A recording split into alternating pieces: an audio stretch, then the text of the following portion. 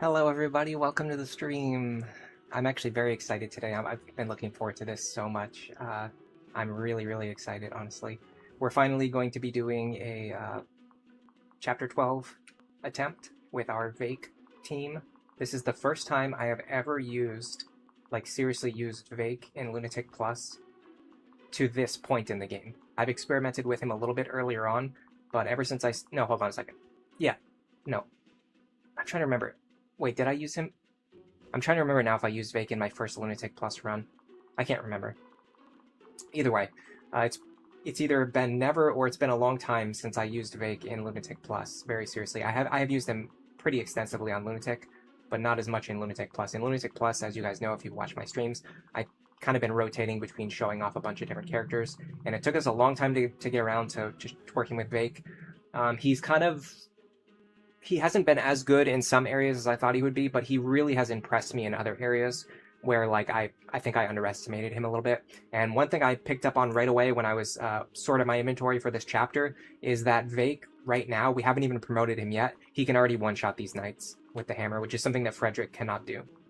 So that's really exciting. Hello, Tricky, thanks for being here early. Red Watcher, you were here early. Mr. Bushranger, you were here early. Hello, Io Camellia, good morning. Kaio, welcome to the stream. Is this considered the hardest chapter for Lunatic Plus? In my personal opinion, yes, I think Chapter 12 is the hardest chapter. I think if you don't have a team that's capable of killing these paladins, this chapter is pretty much impossible. Which, by the way, I have to reset for this one to not have Aegis, which he does have. I should have just done that before I started the stream, but it's fine. We'll do a couple of resets. Or hopefully just one reset. I just need this one guy over here to not have Aegis, and I should probably be fine. And even then, it's more or less just for consistency. I can kill him if he has Aegis, but I'd rather just guarantee it. So, I've also got a... Oh my god, really? He's rolling the same skills over and over again. Hello, Estebanater. Welcome to the stream. We're just resetting for this one guy to decide that he doesn't want to have Aegis today. Which may or may not be important, because we're basically kind of just doing everything... I mean, like I said, this is the first time I'm really doing this chapter with this team, so I genuinely have no idea if it's gonna work. Oh, this guy having Aegis Pavis might actually screw us over. Let's test it out and we'll see. We'll find out. I might be able to... The problem is, I know I can kill him, but I don't think I can kill him on enemy phase without taking counter damage. That's the issue. I'm pretty sure I'll deal counter damage to myself, yeah. I'll deal 24 damage to myself. Can I reconcile with that? Let's just see how... No, because I made a poll, and there's going to be people who are voting that I can beat this on the first attempt. So I want my first attempt to count, because I don't want to cheat those people out of their vote by doing an attempt that is obviously going to fail. So let me actually try to get a good attempt going. So I'm going to have to look at these guys. Okay, those are fine. This is not something I can guarantee, so I'm going to reset. It's mostly just these guys on the left that I need to worry about, I think. There might be... I'll check the knights afterwards. Hello, Casey Cat, and hello, S. Yes, even on Lunatic, except for the tree map, you've got the most problem with this map because of the horses, yeah. Yeah, it's mostly the mounted units in this chapter that really throw things off balance. Okay, everything there looks fine. This looks fine, I can work with that. Now, what we don't want to see up here is exactly Pavis counter, because that could mess with Vaike's ability to hit these guys with the hammer, which is exactly what this guy has. He has exactly Pavis counter. We're going to have to reset for that. When you start resetting for skills, you start going down a rabbit hole that you really don't want to go down. But I'm already here. We're doing it. And like I said, I mean, I made a poll for this, so I'm going to take it seriously. I'm going to try to live up to what the people have... the people who put their faith in me, who believe that I can beat this on the first attempt, I'm going to make sure that I'm going to try to beat this on my first attempt. Which adds an extra incentive for me to take this seriously and not make any dumb misplays like I was doing the last couple streams. Okay, everything there looks good. This looks fine. This guy will hit us, but not for a lot. So the interesting thing about the enemies on this map that roll the Beast Killer, there's certain cases where you really don't want to see them roll the Beast Killer. Like, for example, if we were using Frederick to try and kill this guy, this would be a problem because he has Vantage, Beast Killer. So we would try to hit him with the hammer and he would hit us with the Beast Killer first. But what's really interesting is that outside of those specific cases, like for example, we're having Vaike attack this guy, he has Vantage and he's going to hit us with the Beast Killer, but the Beast Killer actually does less damage than a Silver Lance would do. So these guys having the Beast Killer actually helps us, if you can believe it. Okay, before I go into the battle, I'm also going to give out some tonics. Hopefully I have enough. I have 4. That should be fine. I need one for Robin. I need one for Frederick.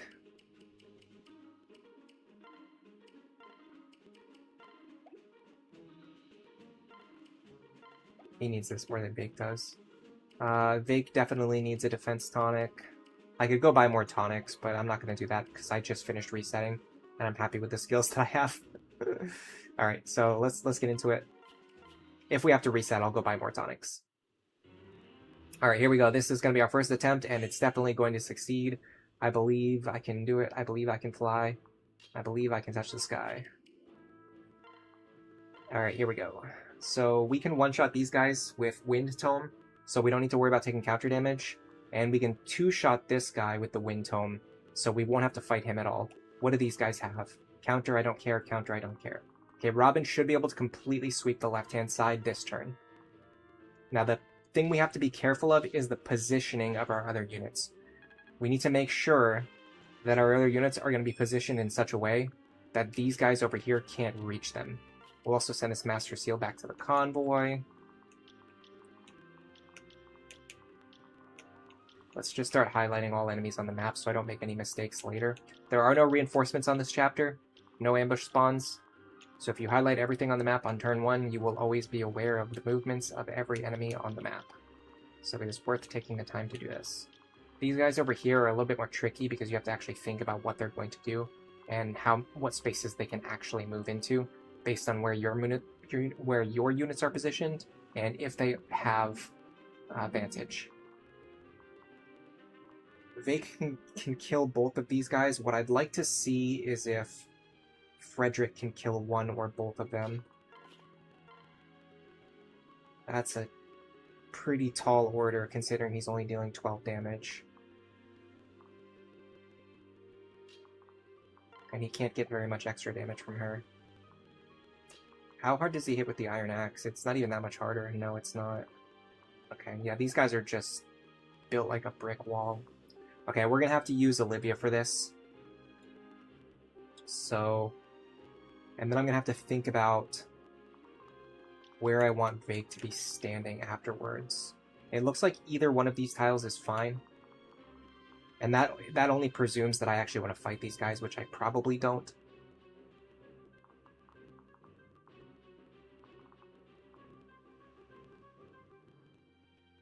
It may in fact be better if I kind of need to empty out his inventory.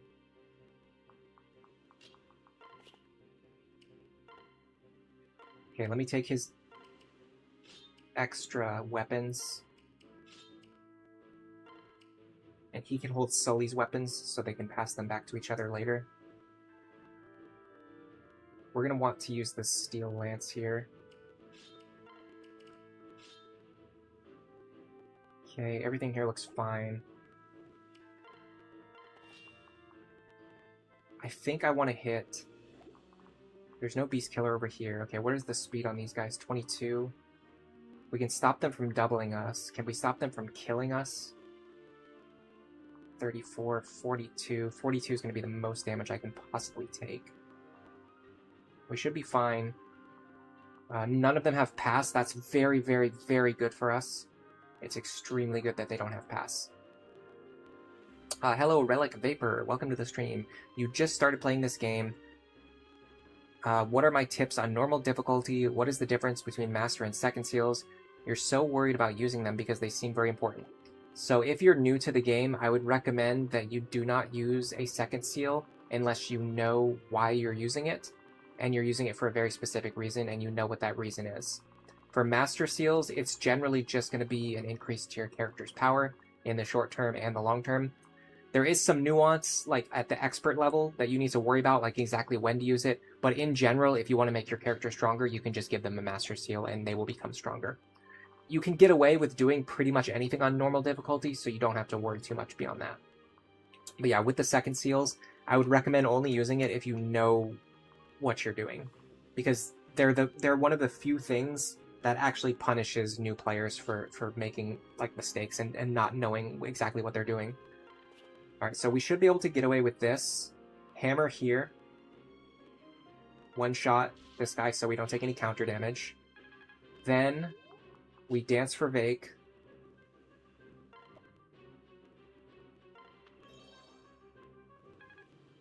Then Vaike goes here. We one-shot this guy so we don't take any counter damage. He will Vantage us for 10. We'll take it. Okay. Now, I'm going to send this Beast Killer to the Convoy, I think. I don't need this. Can I one-shot these guys with the Beast Killer? I sincerely doubt it. No, I can't. Okay.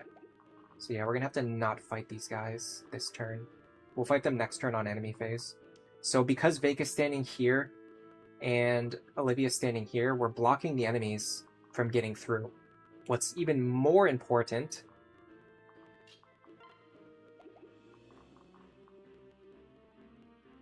is that we can have Frederick stand here with no item equipped so that he doesn't deal counter damage to himself. This is the kind of thing you don't need to worry about in normal mode. So if Frederick is here with nothing equipped, not only does he save Olivia without us needing to use a rescue staff because now he's blocking the way, but he won't deal any counter damage to himself. So like this guy will come over here, attack Frederick, and he won't deal any counter damage to himself. Now, in order to prevent Vaike from dealing counter damage to himself, we have to get the item out of his hands. We need to get the hammer out of his hands. I'm going to have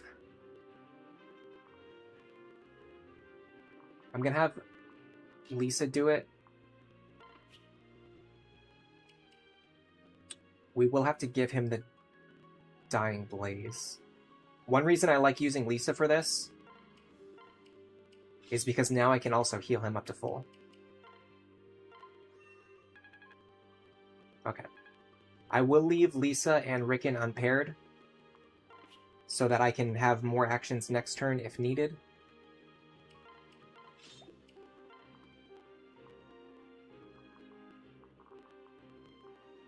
Is there any world where we fight this guy? 7 speed. I can see a very strong argument for Libra fighting him. 29 attack. Let's do some calcs here. We're probably going to have Church's pair up too. In fact, we'll have the hammer. Don't be a buffoon, use the hammer. Okay, so let's see if this guy can kill me then. I doubt it. 37. Should I use her instead? Having her in the lead is better too. So we double him, right? 7, 8, 9, 10, 11, 12. Yes, we double him. We're going to be dealing an extra 20 damage. So we're going to be dealing 48 damage per hit. That's 48 minus 15. That's 33 times 2. That's 66 damage. We will absolutely kill this guy. He will deal 37 minus 17. He'll deal 20 damage to us. We will survive. Said Whitney Houston. I'm going to unequip the Killer Axe because I don't want to use Killer Axe charges here. This should allow us to fight just this one guy and kill him, and then also, because she has 7 movement, she can zip all the way back over, not over there, but over here next turn at the start of the turn and save us a little bit of anguish. Alright, I'm going to keep Crom and... Okay, I've already missed my opportunity to do that, but I will keep Crom and Anna here for para purposes next turn. Specifically for ferrying other units around. Alright, now here's the question. Can Robin actually survive this sweep? This is fine. They can't touch our girl Church. Churche, however you want to say her name. Okay, that dodge probably helped us a lot because Luna Plus is the one way they can deal serious damage to us. Another really clutch dodge. I'm never going to complain about those clutch dodges. I'm guessing those dodges, if we get hit with Luna, we're probably taking an extra like 10 or maybe 15 damage at most. Interesting that these knights didn't come after me. You would think that they would. I'm actually not sure why they didn't. Alright, we've got some serious issues to worry about now. Particularly with these guys here bunched up on the right-hand side. I could pull Robin over here. That's one idea. If I do it, I'm going to have to do it in a very specific way. In fact, I don't think I need to... Well, I still might need to pull Robin, but... The tricky thing is...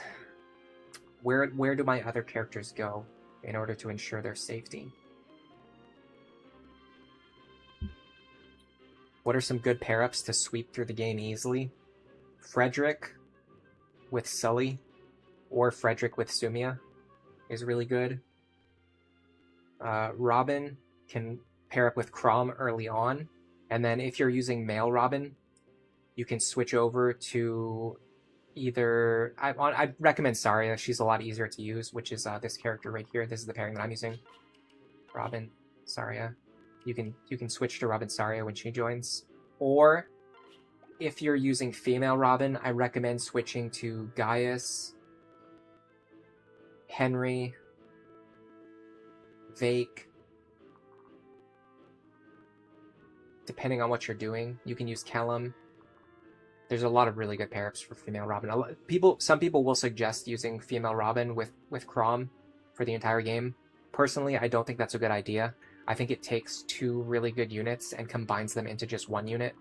Instead, what you should do is have Robin pair up with like a really good character, and then have Crom pair up with a separate really good character. Crom Olivia works if you don't want to put in any effort. If you do want to put in effort, you can do Crom Sully, you can do Crom Sumia. He doesn't have a lot of options, unfortunately.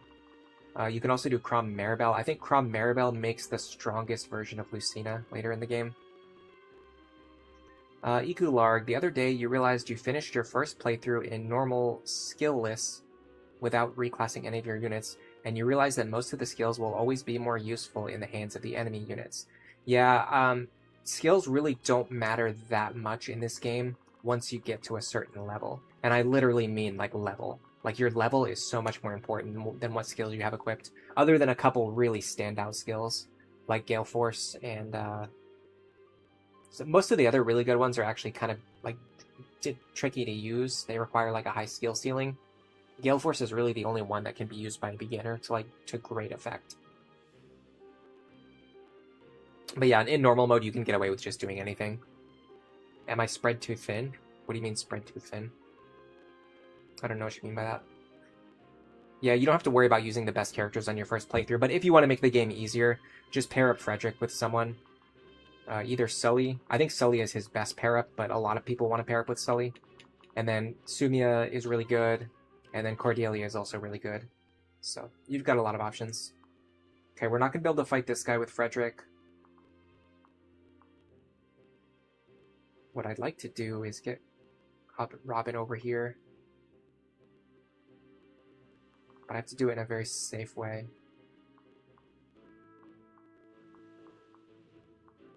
Oh, this is tough. The closest I can get Robin is here. Then I'm still 1, 2, 3, 4, 5, 6. I'm still out of range. This is an interesting puzzle to solve, because we want to get Robin over here, but we really can't. Like, we just can't do it.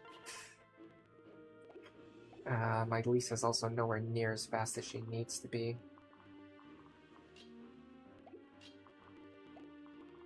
Interesting. Female Robin and Crom works. Yeah, it does work. It's good. But it's just there's much better things you can be doing with Robin, and there's much better things you can be doing with Crom. That's the big issue that I personally take with it.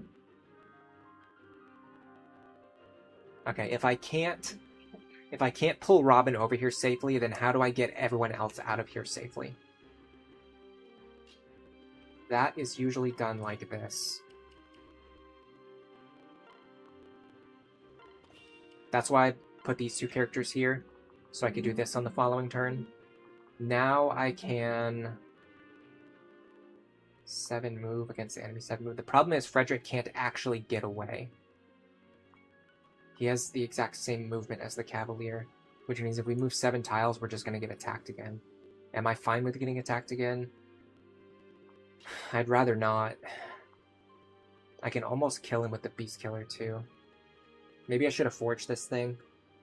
If we're going to redo a reset, we should forge this Beast Killer. That would make Frederick's position much, much, much stronger. I could actually kill this guy right now if I had a forged Beast Killer. I should have taken that into consideration while I was looking at enemy stats earlier. Yeah, this is probably going to... I mean, it might not necessarily be a reset, but it's going to require a little bit of thinking. I mean, we're definitely doing this, and we still can't be equipped, because we still can't fight this guy. That means he's going to be alive next turn, though, which is going to be an issue. Now, the best thing we can do here is just heal him up. Can we do it with a heal staff? Yeah. Alright. Next. I'd still like to pull Robin over if I can, just so I have freedom with my positioning. Here. Can Rickon get here? The answer is yes, surprisingly. Funny enough, my big concern is getting Olivia out of here. Alright, you go here. I'm actually going to pull Olivia rather than pulling Robin. It accomplishes the same thing in terms of Robin's mobility, but it gets Olivia into better position and allows me to have her dance if I want to. Alright, so what we want to do now is see how many enemies Robin can fight and try to get them in range of all those enemies. You...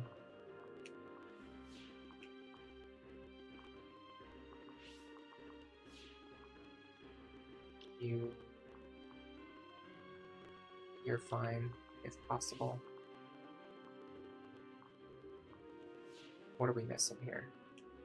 This guy's actually not dangerous because he does have Aegis Aegis counter, which does seem dangerous, but interestingly, because he's going to attack me at 2 range, I won't take any counter damage.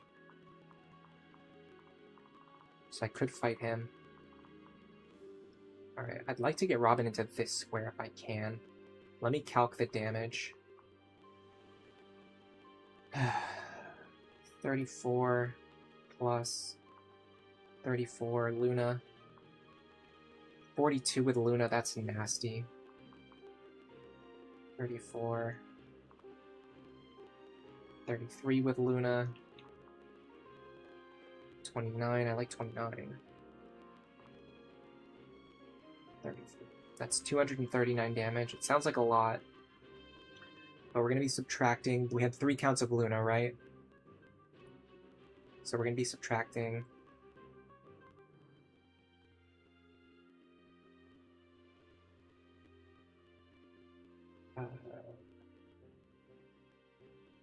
Sorry, give me a second. 16 times 3.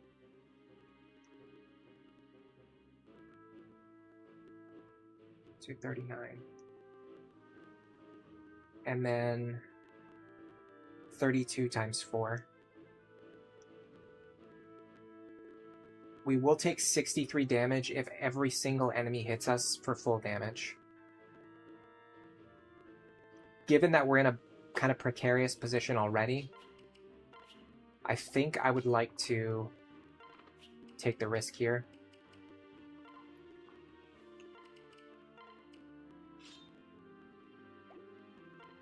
Because there's no way we're going to win unless we be aggressive here. So the reason so what we could have done is rescued Robin here and then had Robin move forward, but then we would also have to rescue Olivia.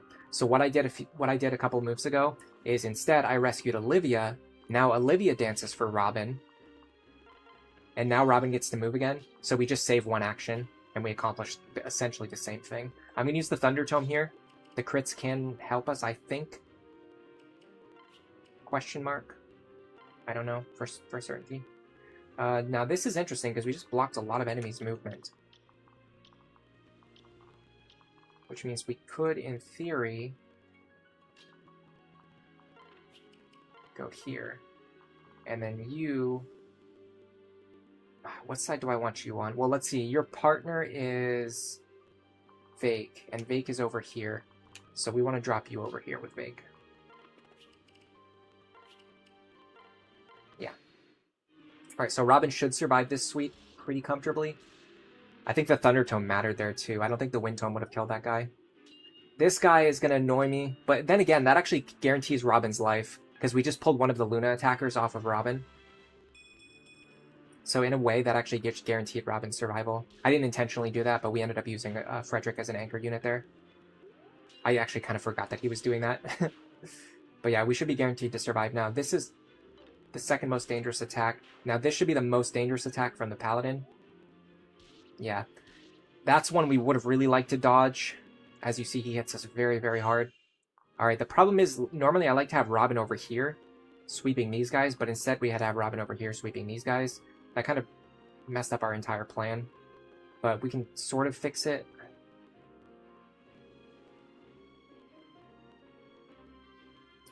This guy is a nuisance.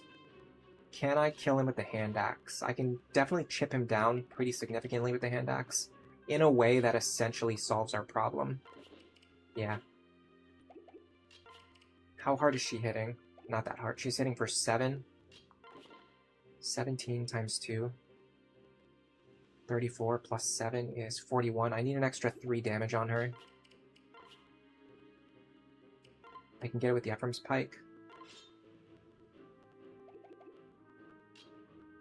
Alright, if she dual strikes here, we kill this guy. We don't take any counter damage because we're attacking at 2 range now. Beautiful. Alright, now we want Robin on the other side, which is going to complicate things. Can we sweep these guys with our casters? Or at least get their health low enough to where our casters can survive? Let me check one thing. What squares over here are being threatened and by which units? That is actually not you. Who's threatening that square? Who in the heck is threatening that square? Is it you? Yeah, okay, it is you. So technically, if Robin kills you... this guy rolled Aegis counter. That's annoying. We're gonna have to kill him on player phase. And I need to heal Robin in the process. Do I need to heal Robin? I don't think I need to heal Robin. No, none of these guys have... Okay, I don't need to heal Robin. That's an important piece of information. Another thing is that I actually can heal Robin anyway. So it doesn't even matter. So I'd really like for Robin to attack twice, though, if I could, but I don't think that's going to happen. So instead, here's the move. Can we do it from here? Not quite. I would need to be here. That's unfortunate. Okay, so we're going to have to rescue Olivia no matter what. With that information in mind, let's just get as close as possible.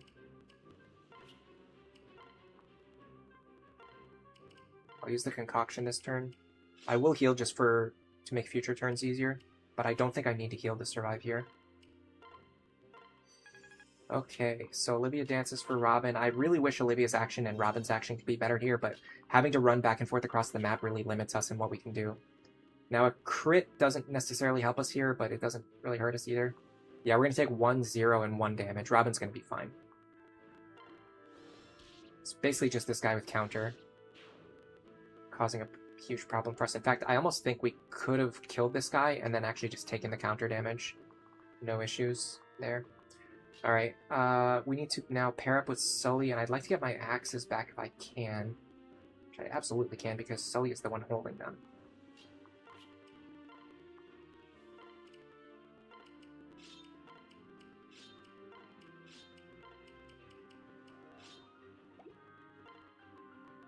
Unfortunately, we did lose our hammer somewhere along the way, and I don't know who has it.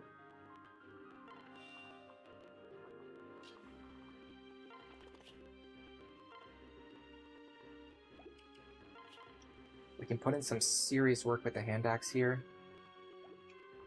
But I want to hit one of the guys who doesn't have The ability to survive. Okay. Now, what are you packing? Okay, interesting. If this guy survives, it's not an issue for us. It's mostly this guy we need to kill. And this guy we'd like to kill. I should have a hammer available to me now, too, if I need to use it.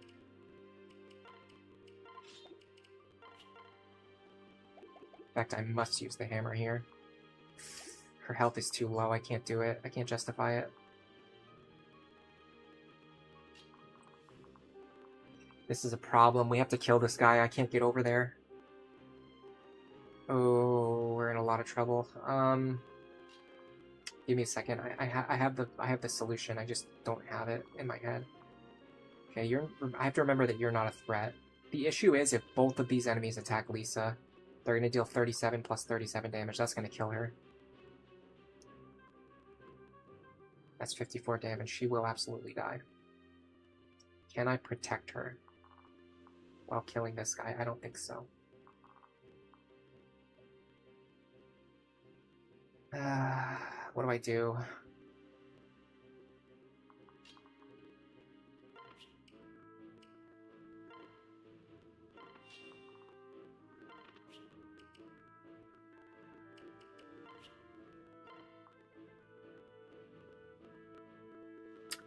I would really love it if every single enemy that I need to kill with a physical weapon doesn't roll Pavis. That would be nice.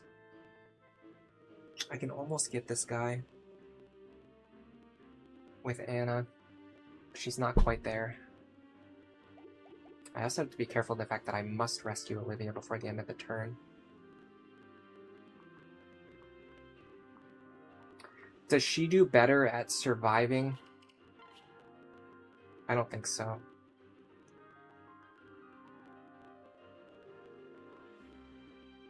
She takes 54 damage. She also dies. She's better at dodging than Lisa is, but they both die, so the point is kind of moot. What I need to do is kill both of these guys. I just can't do it. I just don't have the actions available.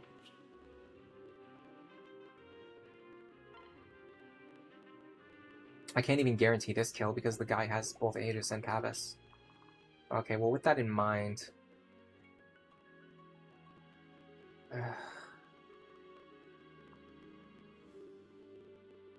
there is one idea.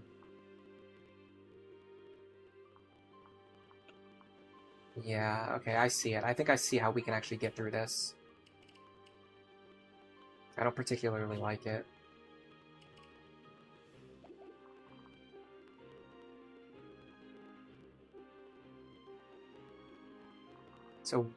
It's a weird plan.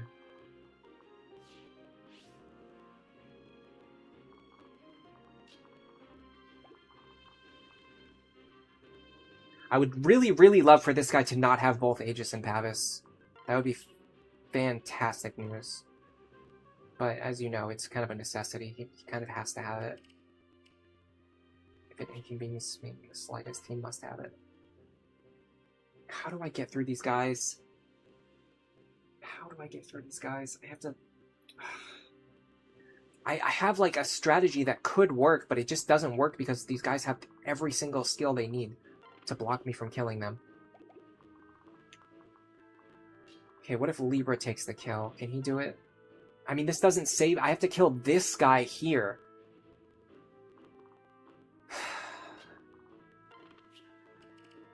How do I get Lisa up here?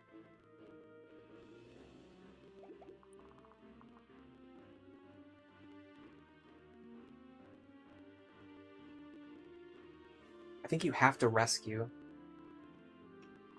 Okay, I think I got it. I think I got it. It's really, really, really stupid that I have to do this.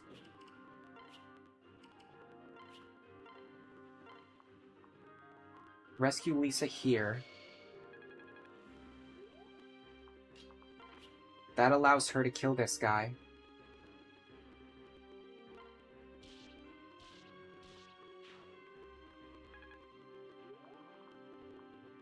Now, I take her Thunder Tome away. I switch. And then I use you to rescue Olivia. Everyone should be safe now.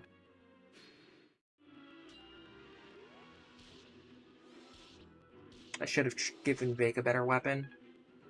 I had the opportunity to do it. I just didn't do it. Pure buffoonery. Hello, Tricky. It's wild to see Crom this low level. Yeah, I didn't use him at all this run. There's some concessions you have to make. If you want to use Vaike as a unit, you have to abandon some other early game units, because Vaike demands a lot of the early game experience. And in this case, we decided to abandon Crom. Alright, we're almost there. This was a very, very sloppy clear, but I think we can win from this position.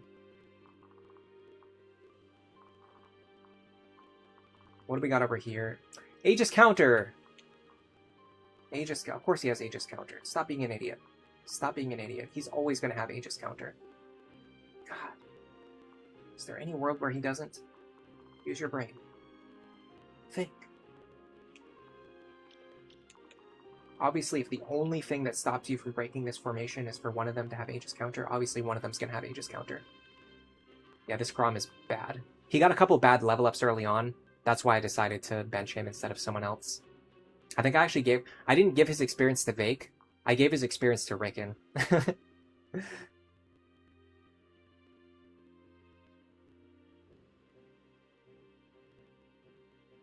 There's a new Ojil-sama in Fortune Weave. Hold on a second, I need to look into this. I need to do some research.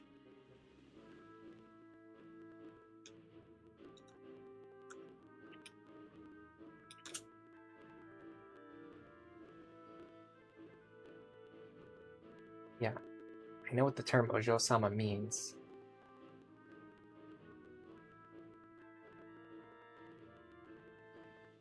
I'm gonna have to go to Reddit for this. Google doesn't know about it yet. They haven't like figured out who this character is yet. So when I try to search, they just give me an explanation of what an Ojil-sama is, which I already know.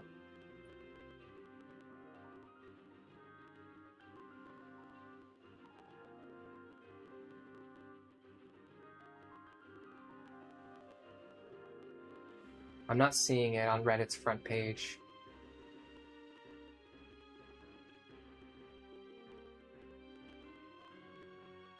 Olympia?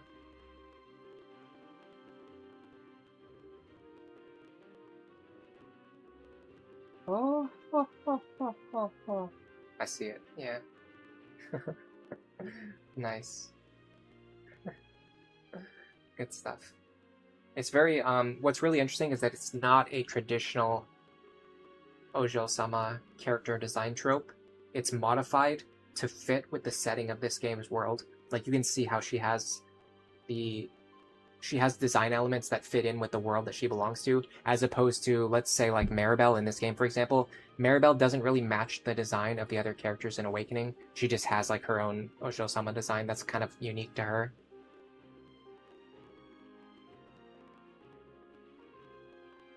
It's Olympia, yeah. So the thing about Olympia that I appreciate is that her design is very fitting for the game that she's in.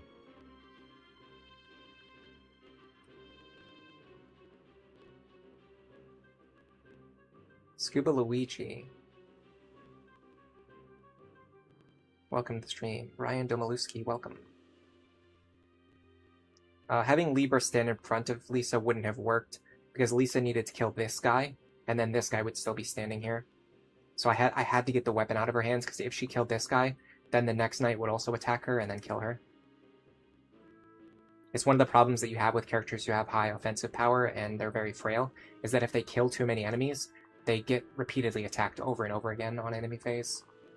Alright, let's see if we can figure this out.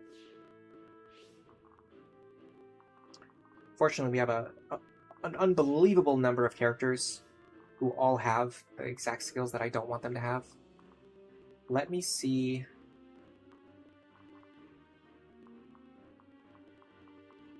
Interesting. I think we can fight just this guy with Vaike. We might be able to fight just this guy with Lisa. That's going to be a tougher sell because of him.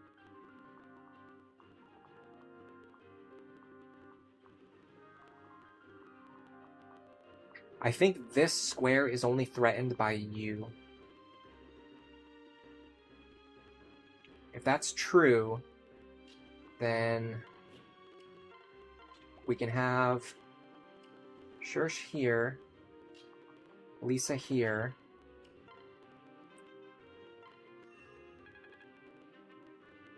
Moment of truth. Yes, this seems to be the case. Okay, so these guys can't reach him. Or reach her. Only you can reach her. And then Vaike can back up 4 tiles and be safe to fight this guy. Question is, what weapon do we need? We can actually do it with the bronze axe now, because we dealt chip damage already last turn. So let's go 1, 2, 3, 4 here. I'd rather work on the margins of the map.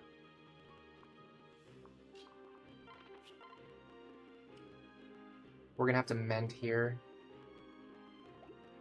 No.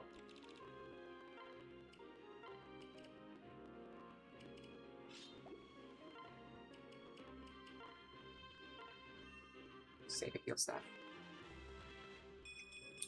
Now the question is... Ooh, we got lucky 7. The question is, can we get Robin into a good position? I'm guessing somewhere over here will be good for Robin. So Robin should be fine without Olivia's help. Let me confirm Robin's position before I do anything else. I can't necessarily do much about it anyway at this point, but at least I should figure out what I'm trying to do here. So... Now the tricky thing is this guy here. I'm very concerned that he will switch to his silver sword. I'm very, very concerned that he will do that.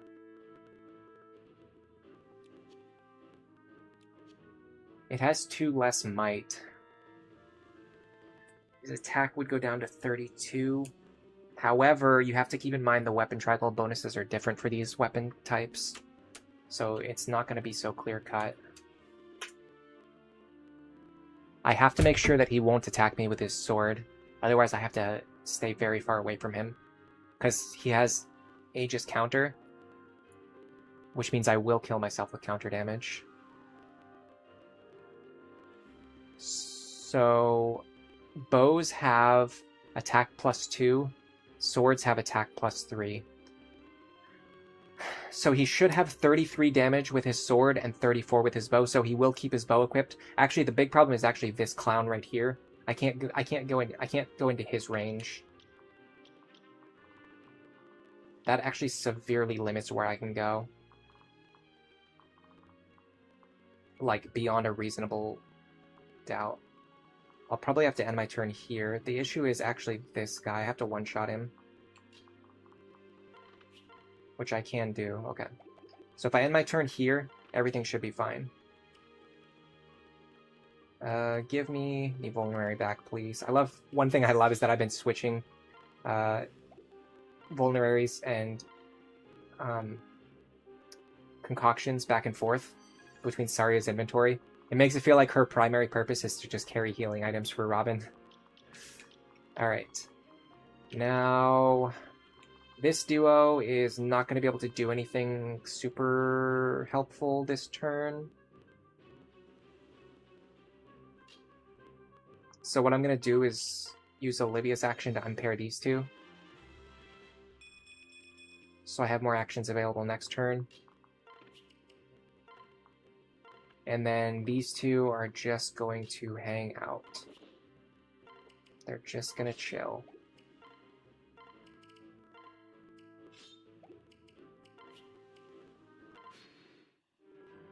This should be a kill.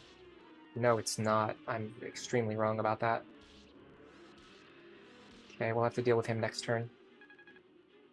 Shouldn't be too difficult. Alright, and the issue is I really would have liked Robin to sweep more of these Cavaliers, but I couldn't get close because of the one who had Aegis counter. Which means I'm going to have to deal with those Cavaliers next turn as well.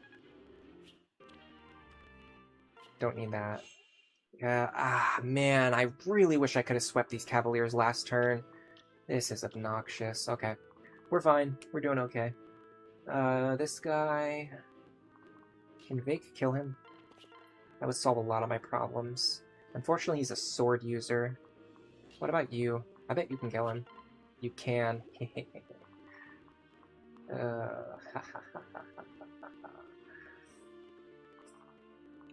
Anna is so based. She really is. You just know it.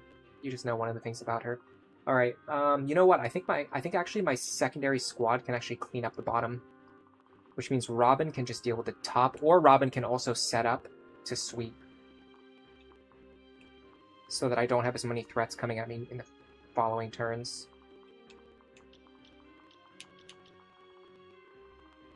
I would love for Robin to stand here and just shred through these guys. All right. 35 won't kill. 35 won't kill. Not happy about that. I might be able to set up a kill. I gotta worry about you, though. You know what I can do?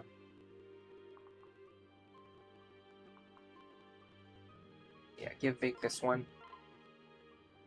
This way I don't have to worry about rescuing Olivia later. Ooh, free bullion. Because now we dance here. Okay, so now we should have Anna kills one, Vaike kills one, Church and or Cordelia kill one, and then we have to worry about this guy attacking whoever is standing. So whoever's standing needs to be capable of taking an attack from him.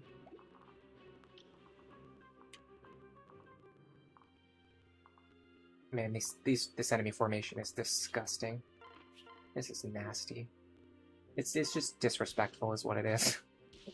Like, the game is just showing me that it does not respect me or my time when it sets up formations like this. Alright. This is why Sully is just such a fantastic pair-up. You can just get away with anything if you have a good Sully pair-up. We could even heal Vaike here if we get lucky. Ooh, another free bullion. Sick. Love to see that.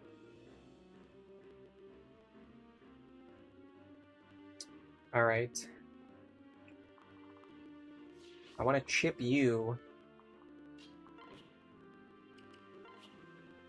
I don't have a hand axe. We're gonna have to use Rickon for this.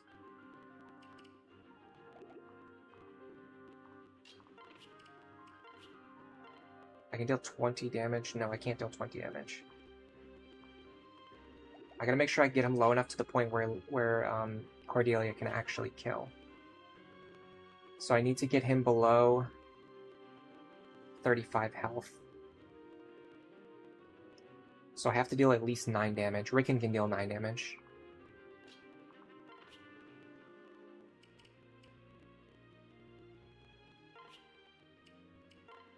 Can he? Let me just triple check that. Yes, he can.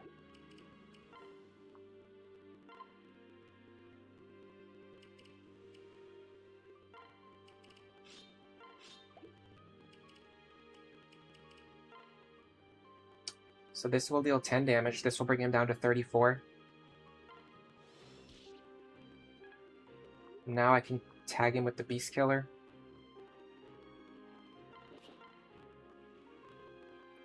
If I miss, this is going to be a big problem. I wonder if we use Frederick for this instead. His accuracy should be guaranteed. I have to train Cordelia, though, for the long term. Let's go for it. That was a risky play. I did not need to take that move. Especially 45 minutes into a serious attempt. You should not be taking risky plays like that. But I live on the edge. Alright, so now we have to get a Javelin into her hands.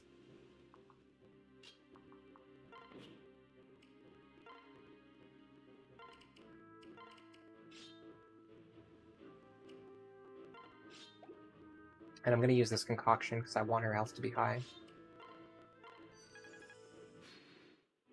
Alright, they like attacking Anna anyway. Now we should get a good old-fashioned Robin sweep on the left.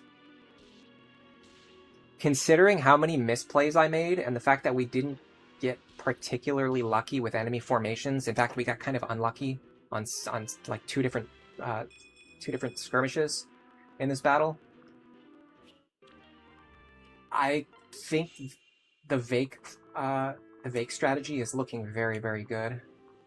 Because we're kind of seeing that just having this one extra really good fighter in Vaike allows for the back line to do a lot of work, and that allows Robin to be more independent instead of having to keep rushing back and saving them. Like if we had forged the Beast Killer before the chapter, like we should have done, I don't think Robin would have even needed to come back over here. Robin could have just kept going up this way by their own on their own, and we could have made even more momentum. All right. Anyway, let's try to funnel enemies into Robin now. Hopefully in such a way that we can clear them efficiently. I'd like to clear you. Of course, you actually I can fight as well. I have to get over here. Can I get over here? Not without a rescue staff. The issue is if Robin doesn't kill these guys, they're probably going to go south and go after my other units.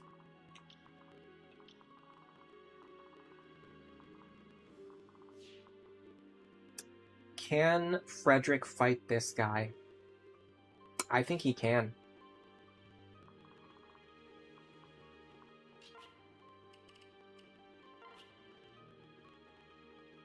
$43 damage. I'm pretty sure Frederick fights this guy. In fact, what's our speed? 22.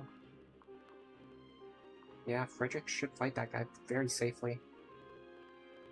So we can end Frederick's turn here. Very interesting proposition. I need a hammer.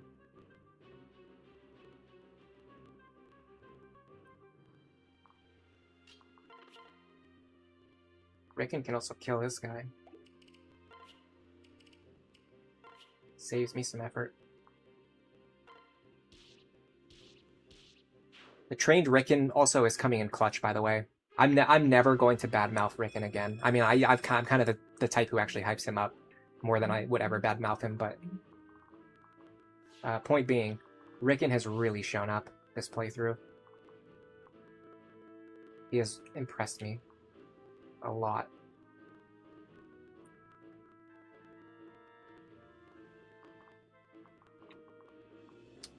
Alright.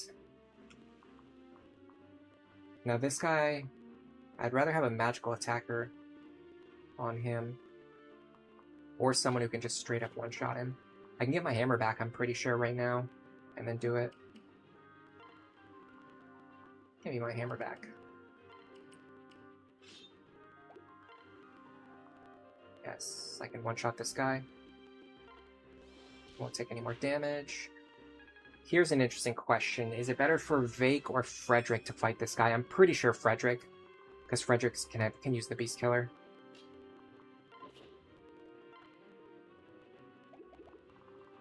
He doesn't even have Pavis.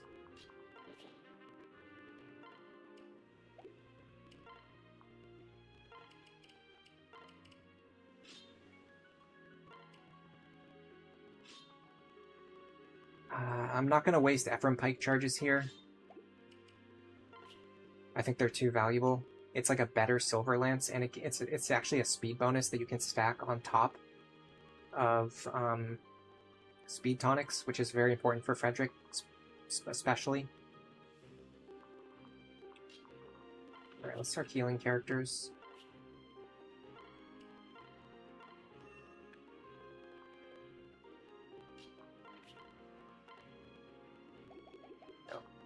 From here if possible. Alright. I think the best character to unpair is this one, because I can use her flight next turn if she's unpaired, but if she's paired up, and especially in the back row, I won't be able to use her flight next turn. Okay, so Frederick's going to fight this guy. I probably won't kill him, but I will damage him, and he won't kill me. That's the important part. Now, which of these guys can Robin fight? I'm guessing I can take all three of these ones. Let's just confirm that. 26 plus 33 plus 37. That's 96 damage. Was there any Luna there? One case of Luna. No Aegis counter.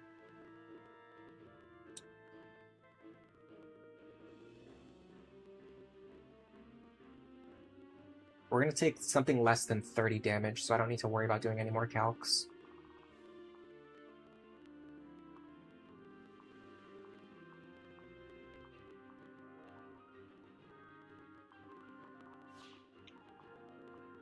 gonna grab the shiny spot while I can. I have a free turn to do that.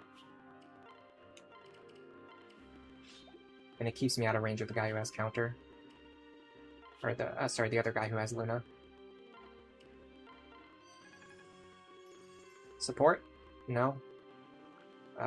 Experience? That's nice. Robin is over-leveled, so bonus experience is actually, like tile experience is worth more for them. Because it's giving them experience that's ahead of, like, whatever curve that they think that they should be on. My god. This guy's a monster.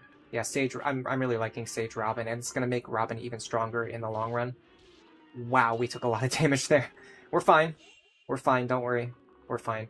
We might even be able to let the bottom team clean up over here. I think we can do it. We need slightly more damage to kill this guy. That's a little bit of a shame. I can probably just kill him anyway, though. In fact, what about just killing this guy? Ooh. We don't have guaranteed accuracy. I don't like that at all. Can we let Vaike kill this guy? 27. Yeah. I hope this gives me a full level. I can also dance for Vaike. That did not give me as much experience as I thought. Vaike's experience is starting to fall off. You know what I could do? No, I have to one-shot this guy to avoid counter damage, or I need to weaken him enough to the point where the follow-up attack kills him. Which should work like this. Same thing we did last time. Ooh, I actually didn't notice that guy had a ranged weapon, but Ricken's fine anyway. If our Ricken was a little bit slower, we would have been in a lot of trouble there. Now you're going to pick up this heal. That's going to give us more flexibility with Frederick. You know what? We might even be able to let you get this kill. Yeah, in fact, we can even do it without the Beast Killer.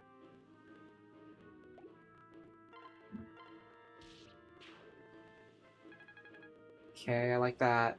Now, what do you have? You are not even remotely scary.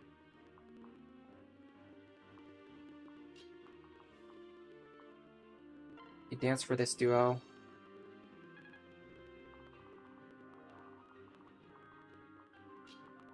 Now, we can't double here, so we're going to have to give this one to Fred.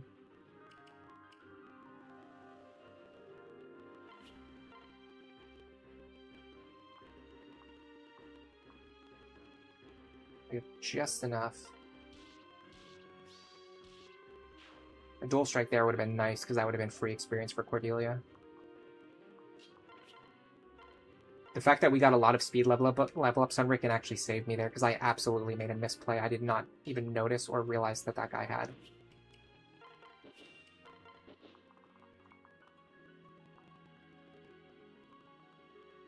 I don't like these guys both having Luna.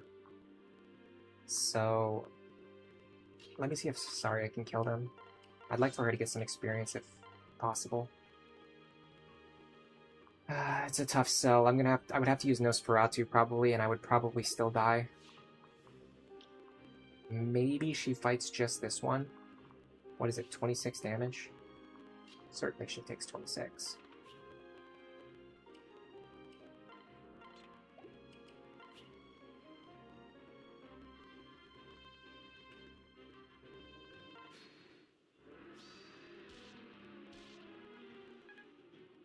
Very cool.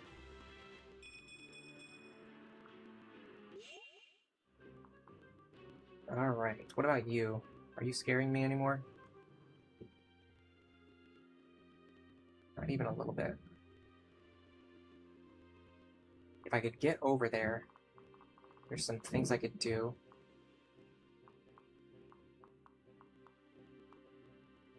It's tough for me to get over there safely, though.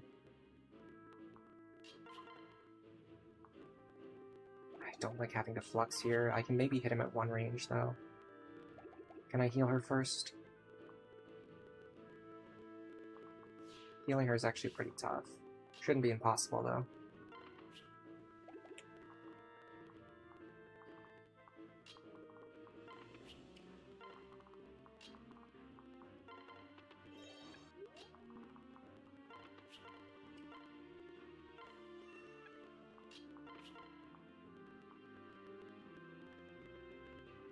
And then we just pray that we don't miss. Okay. Now we just have to kill this guy. This seems like a good Cordelia kill because she's very close to leveling up, which means I can promote her right after getting this kill. The issue is I can't actually secure it. What if we just block you? 33.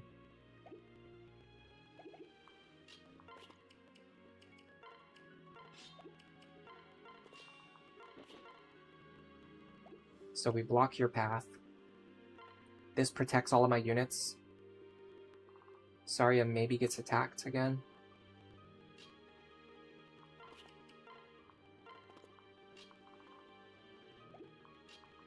Wish I could get over there. Technically I can do this. That actually helps her. Small way. Alright, what does he decide to do? He likes attacking Saria, which I actually like too.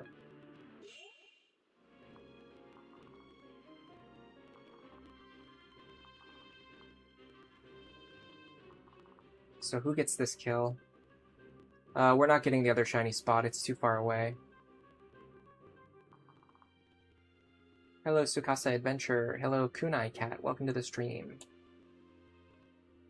You think Olympia's gonna be a fan favorite? It might be true.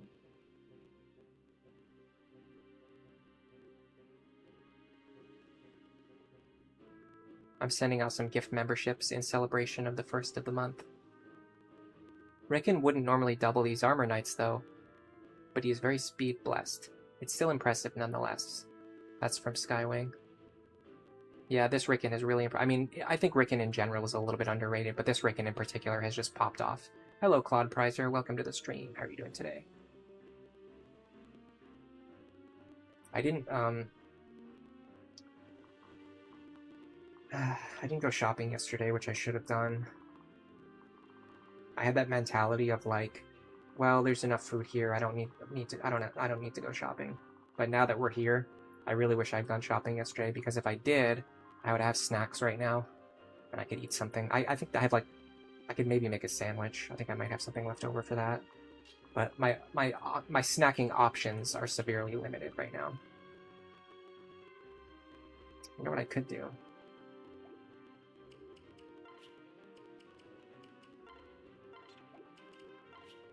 Actually get away with this if I don't crit. If I do crit, it's good. If I don't crit, it's also fine. Because now you can guarantee this kill. Let's get some more staff experience onto Libra. Get Rally Luck. You know what we could do? Could we give this one to Crom? I wonder. He's in a really good position to take this kill, isn't he? He's in a shockingly good position to take this kill. But we've kind of abandoned him already. Like, he's not catching back up from this far behind. I would honestly give the kill to Rickon before I would give it to Crom, or especially Vaike. I think we just need to promote Vaike. I think that 33 experience was a waste. I don't think we can keep him in Barbarian much longer, if at all. Eh. We'll keep him here for now. What about you? Oh, you can't reach. That's pretty definitive. Alright, so the choice is basically Saria or Crom, and I'd much rather give it to Saria. Boom. You've tried Rickon after a lot of time because you needed him to make a Soul Sorcerer daughter with Defender. And yes, he is just better Virion, and we already established that Virion is good. I don't know if he's better. I think Virion's better, but I do think Rickon is good. Let me look at my my character ratings.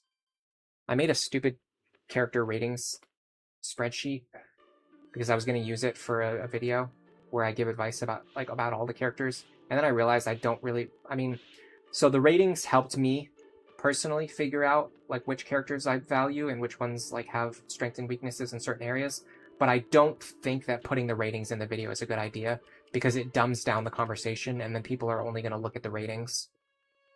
Are you alright, Lisa? Any injuries from that last battle? Nope, I'm fit as a fiddle. Sweet of you to ask, though. Sure. You know, I think you're just as much of a hero as my brother. You've saved my neck more times than I can count, and I can count pretty high. Of course, you're Crom's little sister. I'll keep you safe no matter what. Oh, right. Oh, that didn't come out right. Yes, you're his little sister, but you're also so much more. When you said you wouldn't let me bear the weight of fighting alone, It felt like a weight lifted off me. That's why I want to protect you. Aw, that's so sweet. I'm glad I could help. I've actually been thinking about this a lot, and see, I was wondering if, well, here. A ring? A signet ring passed down within my family. I'd like you to maybe wear it? 'Cause I'm thinking that I could just keep protecting you. You know, forever. Hehe. Now you want to stay close to Crom and me.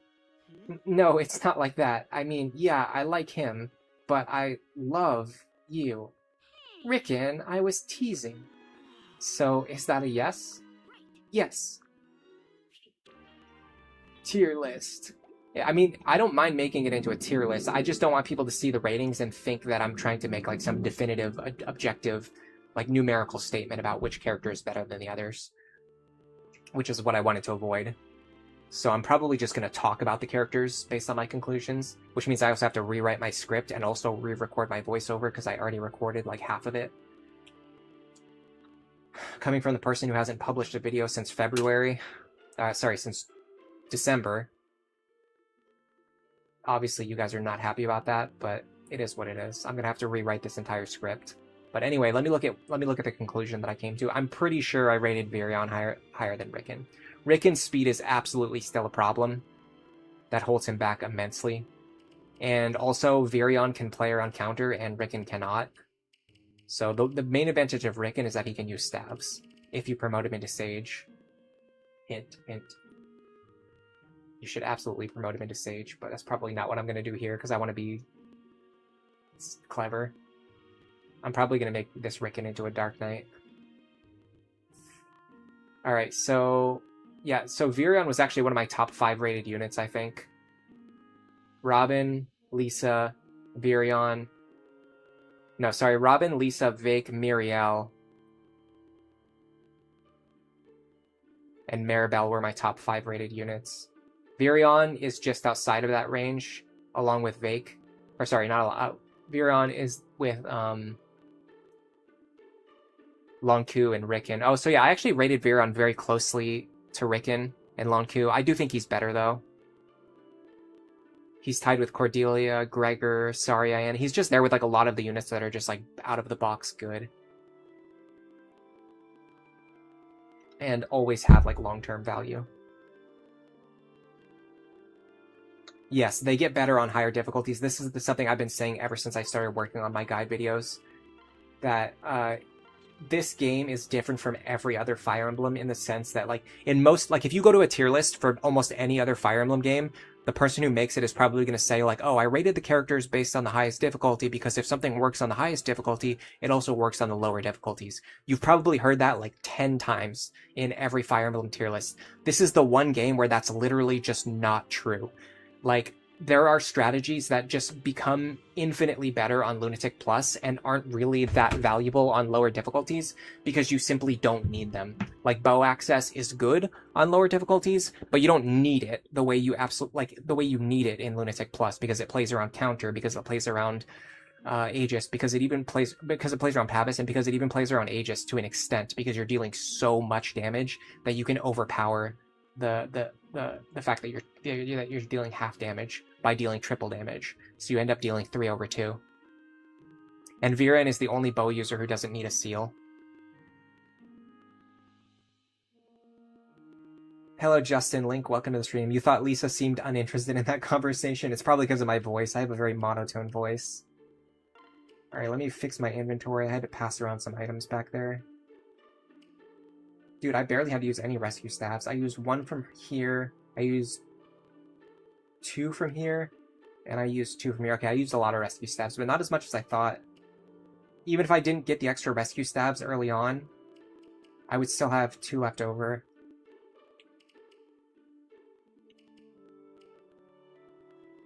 The next chapter is the one where you get Henry, I think, which opens up some interesting team building ideas. I'd really like for her to get another level before I promote her if I could, but that's kind of greeding. Yeah, making sure you have, like, having a 2-range weapon so that you can't counterattack at 1 range is actually valuable in Lunatic Plus. Hello, James Low Fat Milk. Welcome to the stream. You hope I'm having a good one today. I'm having a great one today. Wakiak, welcome to the stream. You're lurking and playing a game on the side. What are you playing? That question is open to anyone in chat. Let me know what you're playing, what you're watching, what you are multitasking, because I'm sure many of you are multitasking.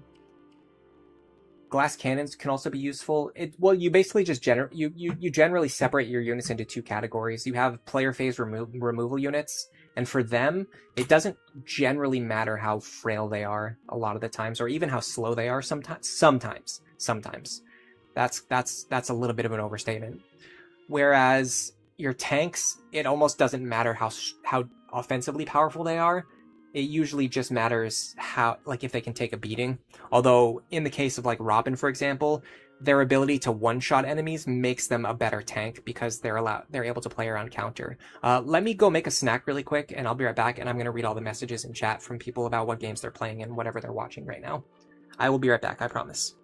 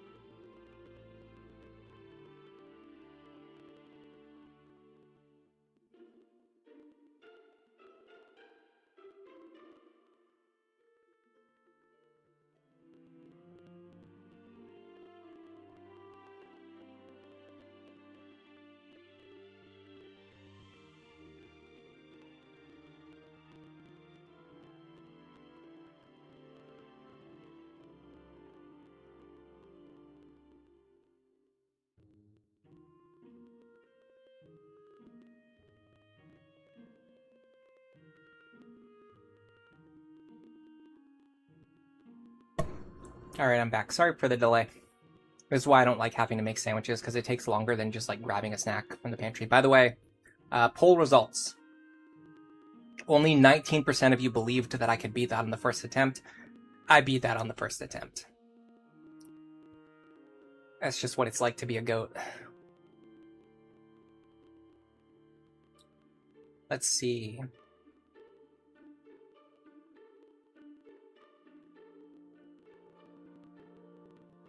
Ryan Domaluski is playing Skyrim. That sounds fun.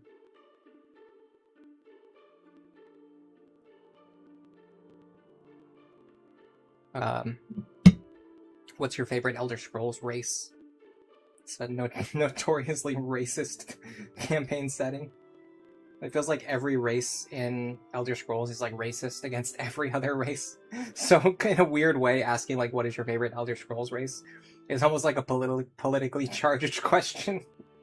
I just mean, what is your favorite from from gameplay and design perspective? Wakiaki, you're building the Ice Temple from Fire Emblem 12 in Terraria. That actually sounds awesome. I love games like Terraria, Minecraft. I love the building aspect, but I end up not really playing the games very much because I don't really like gathering resources, and I also don't like having to fight monsters. I wish I could just build. And for some reason, for some incomprehensible reason, there's like this paradox where I know I could play on creative mode and not have to deal with that stuff and enjoy the game more, but for some reason I just can't have fun playing the game that way, even though I would enjoy it more. Riversum, you're playing Three Houses Black Eagles Route. Cool. Millie's playing Three Houses for the first time. It's actually her first ever Fire Emblem game. She's been playing Blue Eagles, I think. She mostly plays it at work now, so I don't really get to see what she's doing. Red Watcher, you're playing Inazuma 2, The Unemployed Ninja. Oh, I've actually played... Isn't it Izuna? Not Inazuma, it's Izuna, The Unemployed Ninja. I've played that series. It's awesome. 1 is great, 2 is, like, even better. Yeah, Lunatic Plus is fun as long as you know how to build a team. Otherwise, it gets very frustrating. And also, you kind of need to know, like, the chapters in the game mechanics, like the back of your hand, honestly. You're playing Claire Obscure? I haven't played it yet. I didn't even know it had QuickTime event gameplay until you just said that. Handicap Gaming, welcome to the stream. You think I'm a Chad streamer? Maybe.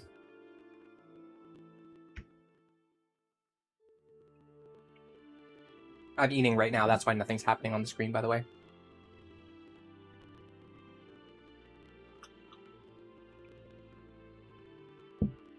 There must always be a Skyrim guy. I mean, it's one of the most popular games in recent memory, even now when it's been out for so long. So, it's no surprise at least one person is playing Skyrim. Sleepy Dino, you're making dinner. I love cooking. I love it when other people eat my cooking. You finished Ys 7 on PSP. Cool, I played some of those games, not all of them. Scuba Luigi, you also have Izuna. You love Khajiit because you love rogues in tabletop games, and so they end up being your favorites. I want to try Elder Scrolls Online. Is it free now? I can't remember. I'm pretty sure someone bought it for me anyway as a gift. Wakiaki, you live in Japan right now. Oh, that sounds fun. I would love to live there, or at least visit. You think me and Mecha are both the goats? That's a pretty, it's a pretty good company to be standing in, probably, because he's been around for a very long time. He's made a lot of extremely popular videos. And I've been around for a relatively much shorter amount of time. And I've only made like a couple of popular videos. Alright, let me focus on eating and organizing my inventory.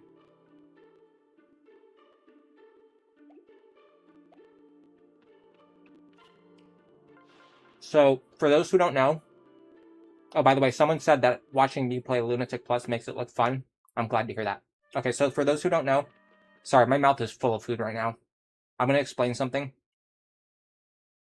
I do this a lot off-stream, but while we're streaming, I also have to do it between chapters, so you guys end up seeing it.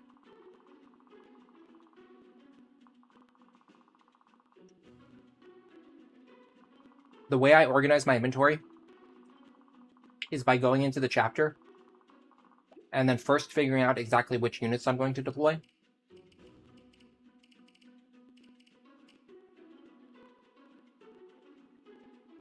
I have to figure out if there's any way I can fit her onto my team.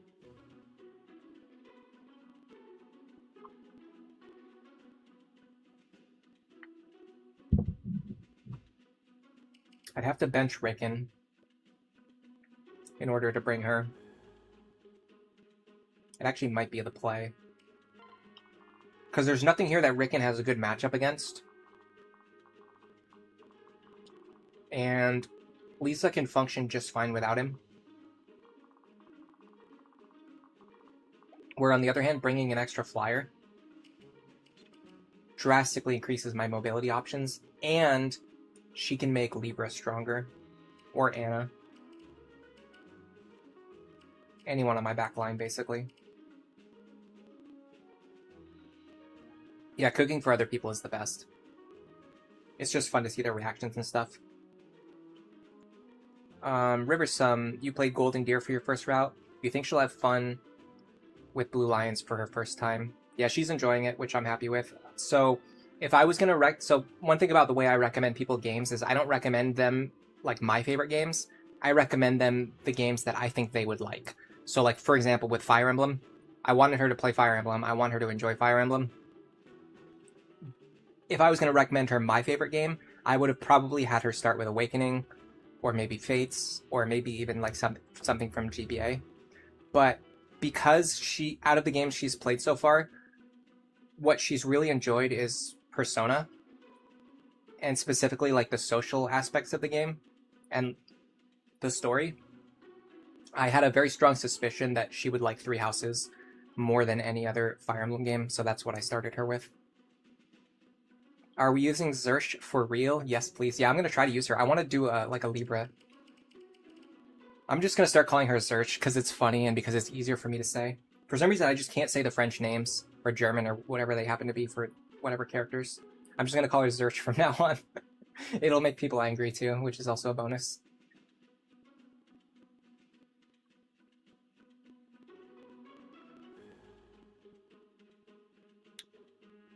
You like watching more than you like playing? I feel that way about some games too. Okay, so anyway, once I have my team figured out, then I'm going to look at the map, and I'm going to see how my characters match up against the enemies, especially with the important roles that they need to perform.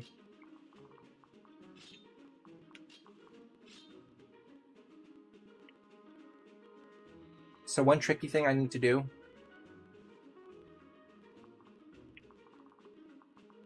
is get my characters up these hills to attack these guys with the longbows.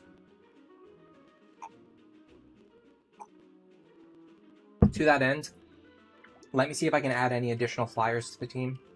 I have 1 second seal. That is very, very limiting. My options are basically Wyvern Lord Frederick,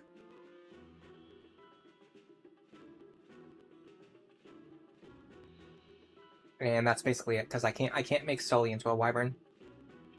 It would reset her progress in a way that does not work for me. I can promote Sully into a Paladin now, which will increase Vaike's strength. I should probably also promote him into a Berserker as soon as possible, but I don't yet know if I need to.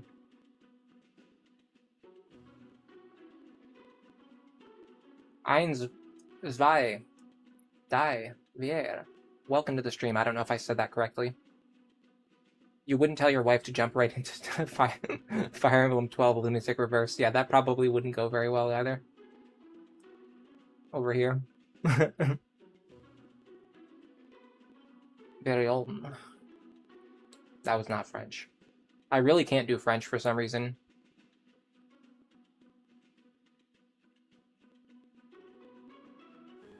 Yangu, welcome to the stream. Yeah, I hope everyone's having a good weekend.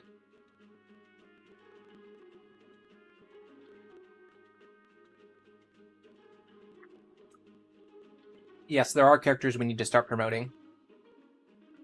I need at least 1, 2, 3, possibly 4 Master Seals. And then I could use a 5th for Vaike. I currently have 3. So I only need to buy 1 or 2. By the way, look at all these bullions we picked up. We've already sold one, too. We're 4,000 gold ahead of schedule, thanks to Vaike. Yeah, Vaike has seriously taken care of the money issue. But yeah, the longer you wait, the stronger they'll be in the long run, so it's a little bit of a trade-off. But for my backline units, for Cordelia, Sully, and Rickon, they're probably overdue for a promotion.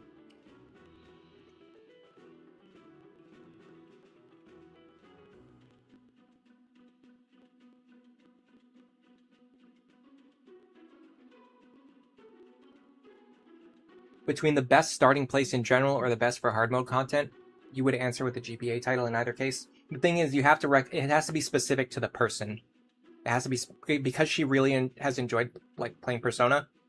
I think that the qualities that Three Houses has are very similar to Persona, so that's like an easy way for her to get into the series.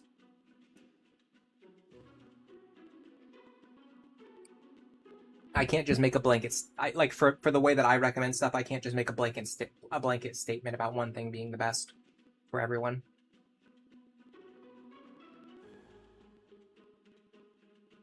I'm more focused on eating and reading chat than I am on playing the game right now.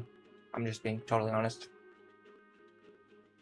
So the reason I'm using Rickon instead of Muriel is because Muriel, in this party composition, does not have any male characters to pair up with that would benefit the party.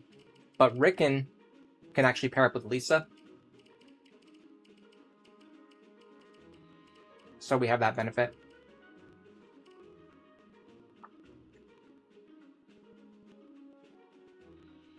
If I can get away with it, I might send Anna to the bench and bring Rickon, so I can keep training him.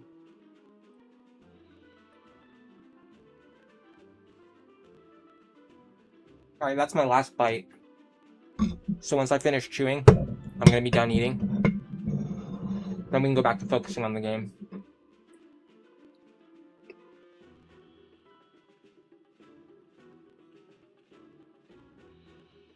You love watching streams of masochistic difficulties? For me, actually, the appeal isn't the difficulty. It's the randomness. I love the randomness of the Lunatic Plus skill system. It makes the gameplay so dynamic. If it was easier, I would still play it.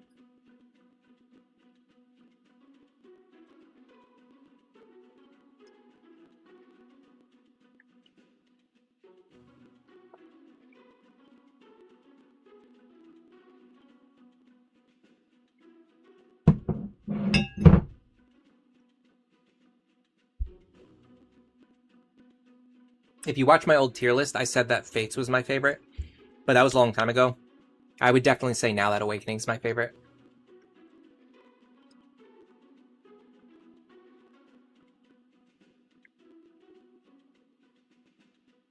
Alright, I'm officially done eating. But yeah, for me, there's nothing in any other Fire Emblem game that's as good as Lunatic Plus. So I'm pretty sure I need to do Wyvern Lord Frederick here. It's the only way I'm going to get another unit up onto those cliffs fast enough to matter.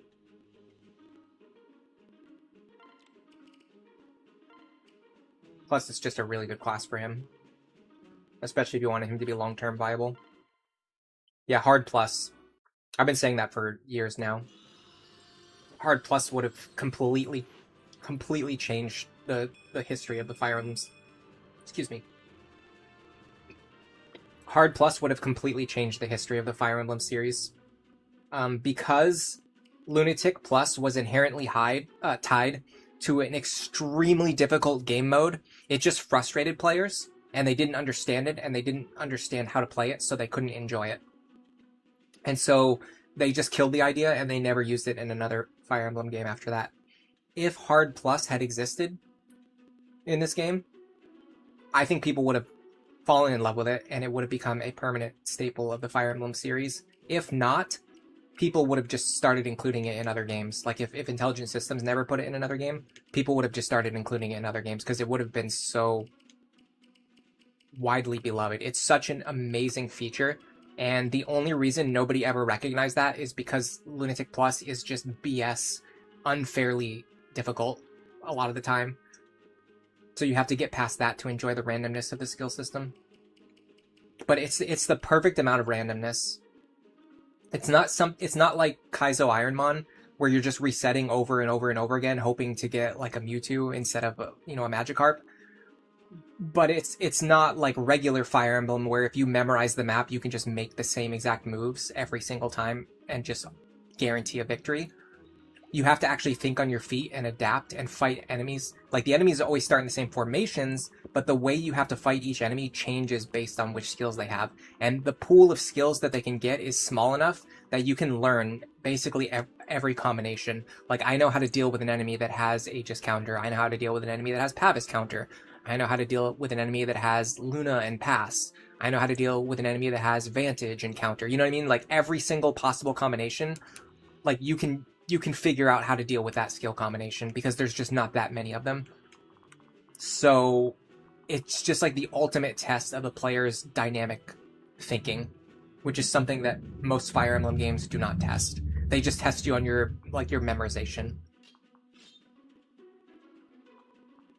Alright, so I'm probably going to use Church Robin. Sorry, what is it, Zelch? I'm going to use Zelch Robin.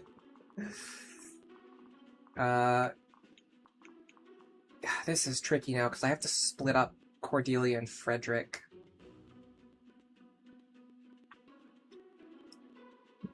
Who the heck would I even send with them?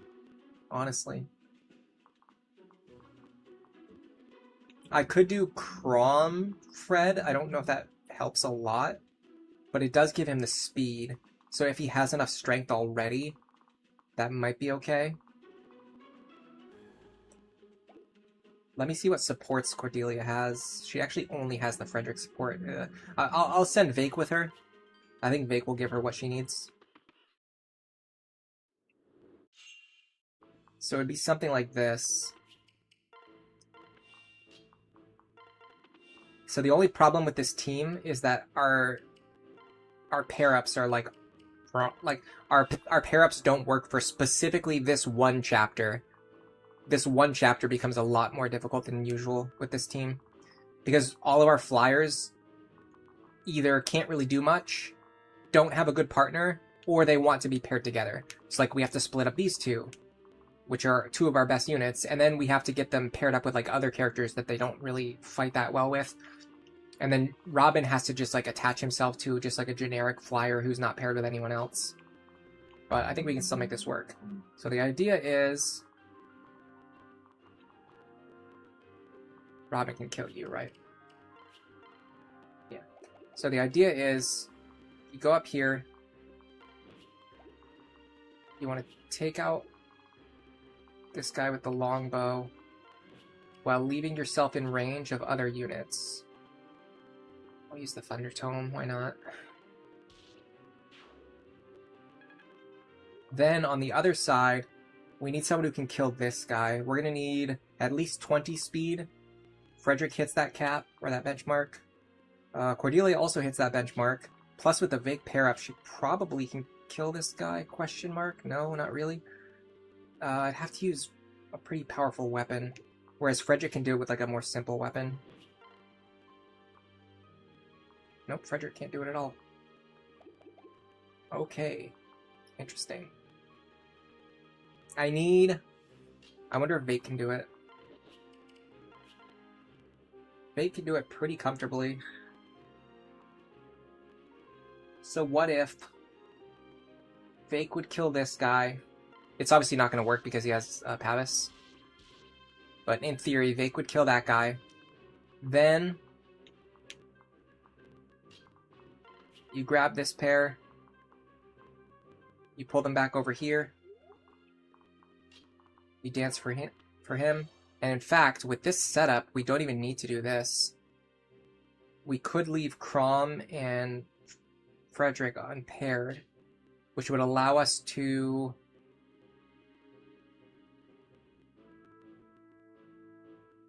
move my units around on the next turn.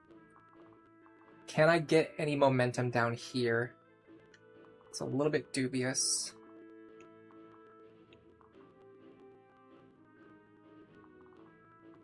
She would need speed. She has a Trickster pair-up available, technically.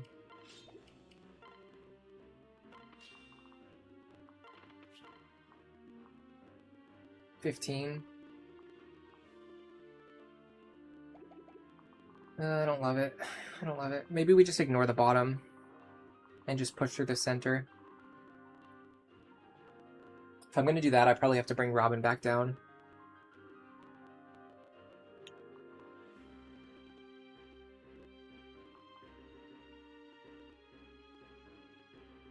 So I want Sully and Frederick in a position where they're like kind of parallel to each other. All right, did we notice anything with our inventory? Were we missing any items for any of our key characters? I don't think so. I think all of our characters are holding the items they need to be holding, unless I'm missing something.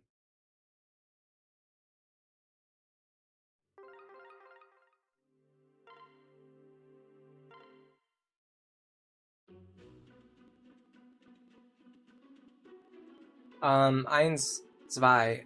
There is no hard plus hack, unfortunately, but recently, possibly because of me talking about this, or maybe they just came up with the idea separately on their own, but there is a Discord server where people have been using a save editor on their files and just toggling on the Lunatic Plus mode while playing hard mode. The way it works, you can't make like a hack and share it with other people. You can only do it to your own game. But people have been experimenting with it, and supposedly they've had a lot of fun with it. No, I wouldn't change. I wouldn't change the skills at all. It would be the same skills. It would just be the game would be hard mode instead of lunatic mode, so they could enjoy the fun of playing with these randomized Luna Plus, Vantage Plus, Aegis and Pavis Plus, like all of those skills, but it wouldn't be tied to the enemies having like 3 times as many stats as you and being impossible to kill. You know what I mean? You could just fight. It would be like playing normal Fire Emblem, but with a little bit of extra randomized difficulty on top. But yeah, it's all about, Skywing says it really well. It's all about finding which of your characters have the best, have the right skill set for dealing with each enemy.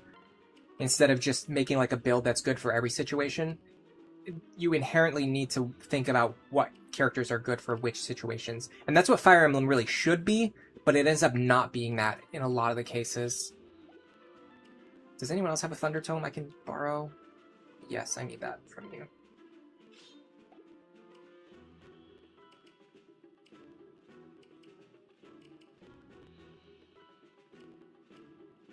You know what I need to do? I need to go get tonics. And I need to do my Master Seals too. I said I was going to do it. Alright, so for you, I almost want to let her kill one thing and then promote her. If I promote her, she can probably pick up that kill, though, that she couldn't get before. Let me think if we're going to do Falcon Knight or Dark Flyer.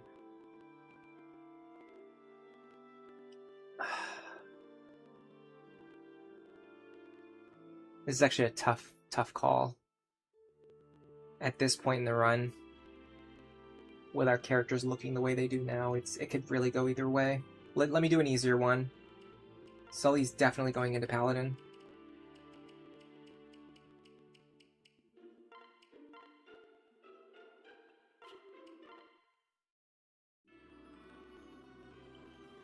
Paladin is hands down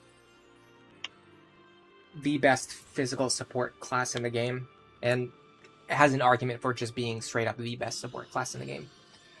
It has the best stat bonuses of any class, just like in a vacuum if you compare all of them, 1-to-1.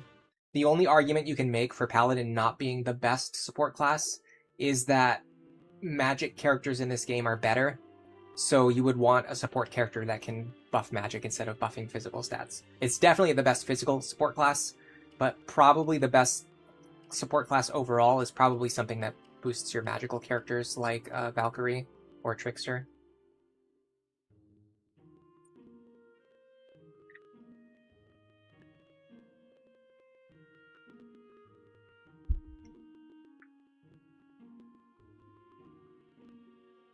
Yeah, it took a very long time for people to get Lunatic Plus. It was notoriously hated. maybe I'm giving myself too much credit here, but I honestly think that when I made my video, my first guide video, I think that was pretty much the moment when the opinion on Lunatic Plus started to change. And I even talked about it in the video about how this, this game mode has been notoriously hated for so long, and people think it's unfair and people think it's impossible to play. And I wanted to explain and demonstrate all the ways that it is possible to play. And ever since then, the opinions have kind of started to drift toward people also agreeing that yes, it is possible to play and it can be fun. You didn't really see that much discussion about it before. Alright, let me get rid of these bullions. I'm sorry, guys. I know I'm doing a really bad job of focusing on playing the game right now.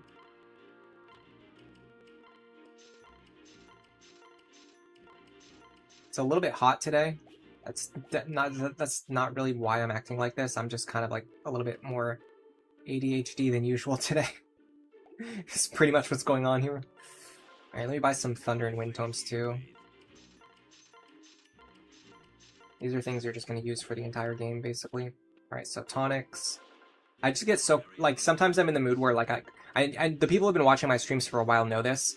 Sometimes I'm in the mood where I just, like, almost completely ignore chat and just, like, focus 100% on the game and just talk about what I'm doing in the game. And there's other days, like today, where I almost, like, barely play the game and I just sit here talking to chat. I want to do a Birthright run soon on stream. I have some funny ideas for stream titles, although I'm kind of on the fence about what jokes I should make and which ones probably I shouldn't make. If you know, you know. If you've played Fates, you can probably guess. Probably have a couple guesses about what I'm talking about. There's certainly a lot in that game worth making fun of. Alright, so yes, so Rickon. Okay, so Rickon's kind of another hard one, so I think Sage would be better for him in the long run, but I sort of want to do Dark Knight. Let me look at the parrot bonuses again.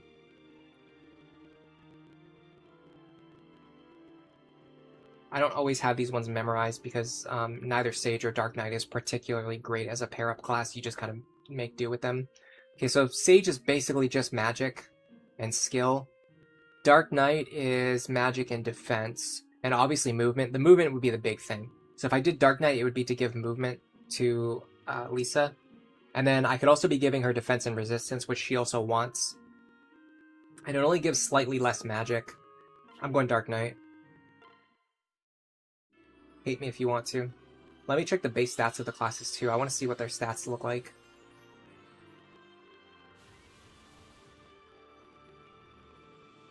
So, Sage has 2 extra points of magic and 2 extra points of speed, which is kind of big for Rickon. Those 2 extra points of speed would help him, definitely. Dark Knight has more defense, HP, only slightly more strength, honestly. It does have significantly more movement, though, which, again, that also kind of helps Lisa and himself.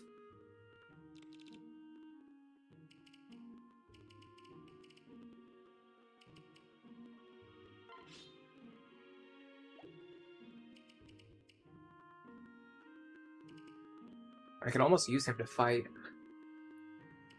Not the faster enemies, but the slower ones. I wish he gave speed. The only way for him to give speed, I'm pretty sure he has a very similar problem as I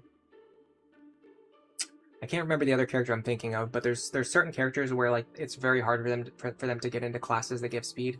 Rickon is like the classic example. Not only is he a slow character, but his only option for giving speed to his partner is Paladin and Bow Knight. And he doesn't really want to be in either of those classes either. I wonder why sometimes I say either and sometimes I say either. It's like I think of them as 2 different words. I use them differently. Hello, Ulrin. Yeah, no staff, but he's not going to be our staff user anyway, so it doesn't really matter. You wish Rickon had Mercenary instead of Archer? You want to make him into a soul tank with 11 sword and arms thrift? His good luck stat?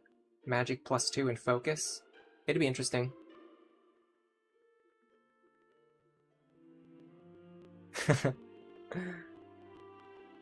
Yeah, it's not that rewarding to focus on characters that you don't feel invested in. Although for me personally, I just like experimenting with the systems in general. Man, 18 defense, 37 HP is good though. This kid is bulky. He can take a hit. Yeah, Dark Knight has like skills, like basically nothing skills, like they don't really do anything for you. Alright, let me hand out my defense tonics. I should also make sure that Robin has a concoction in their inventory in case I can't get back over to Saria anytime. In fact, I should also give her some tonics. Oh, hold on a second. There's also speed tonics somewhere around here that I need. Yeah. What can I fix you with?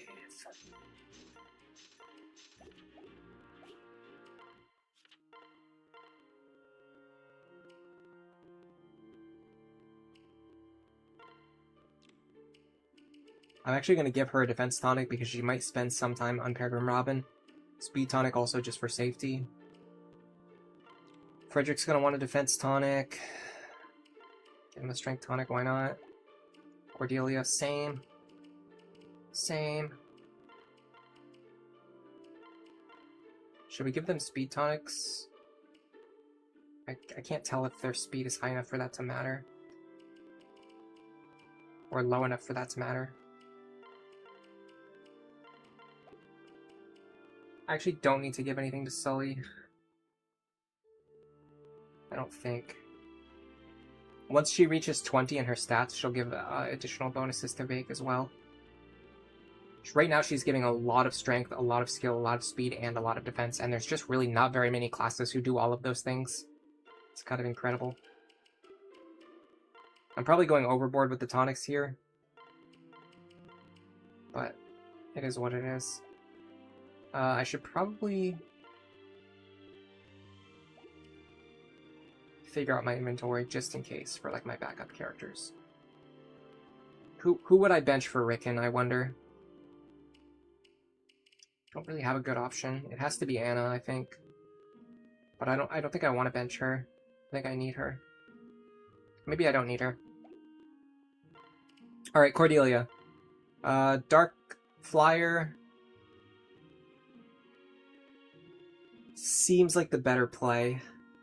Let me check one thing really quick.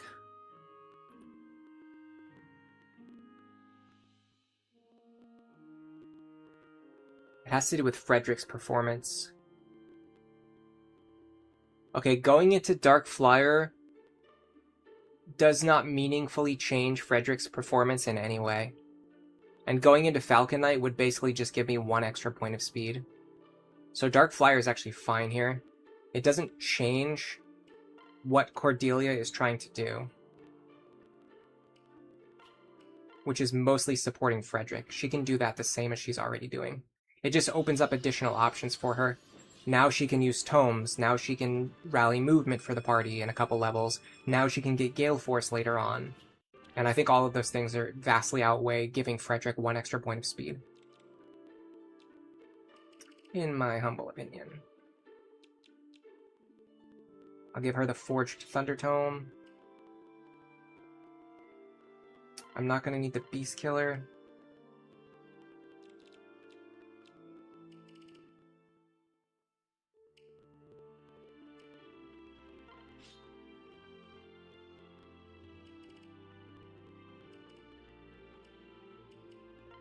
Okay.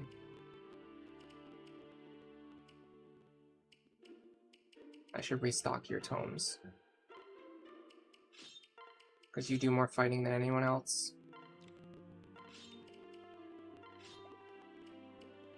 Wind Flux. Nosferatu. I'm almost done with prep, guys. I'm sorry. I'm just so unfocused today. Like, it's almost unbelievable how unfocused I am today. We should be thinking about promoting Vaike, so let's get a Master Seal into his inventory. I carry only the finest.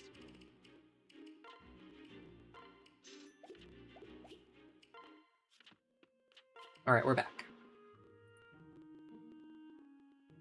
Yeah, you have to beat Lunatic before you can play Lunatic Plus, although for this, Because I mostly played on original hardware before I started streaming, when I set things up to start streaming, I just I had to start over with like a new game.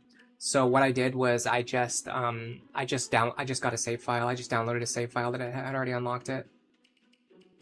All right, let's try a Rickon-based strategy, and we'll switch to Anna if we can, or if we need to later. All right, so the idea is Zelch here, Robin here. We wanted Vaike here, Cordy here. We're gonna want Frederick here. Yes. Oh, oh my god, this is interesting. Okay, hold on a second. Yes. A plan is forming in my head, and it's actually better than I thought it was gonna be. I can also have Rickon and Saria fight together. That's genius. That's genius. I can't believe I just thought of that. And it's only because they happen to be standing next to each other right here. Because Robin's off doing other stuff, I can have these two fight together. Of course, your pair-ups don't have to be permanent. That's something you always should keep in mind.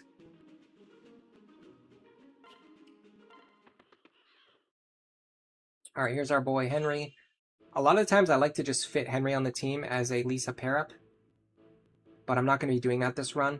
Is there anyone that I would pair him with? I don't think so. I don't think we're using him this run. Alright, so let's see, enemy skills. That doesn't concern me. That doesn't concern me. Okay. I think we want Robin to go right, which I kind of messed up. Yeah, Robin can't go right anymore. Okay, it's fine.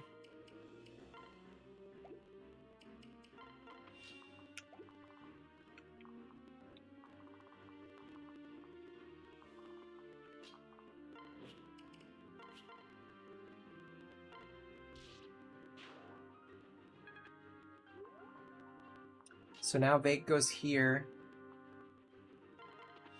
We should be able to do what we did last time. We might be able to get away with this. I'm not willing to waste that from pike charges on this. So I'm going to do this instead. With the bronze axe, we can guarantee the kill. Dual strike there would have been nice. Not necessary, but it would have been nice. Alright, so now we do...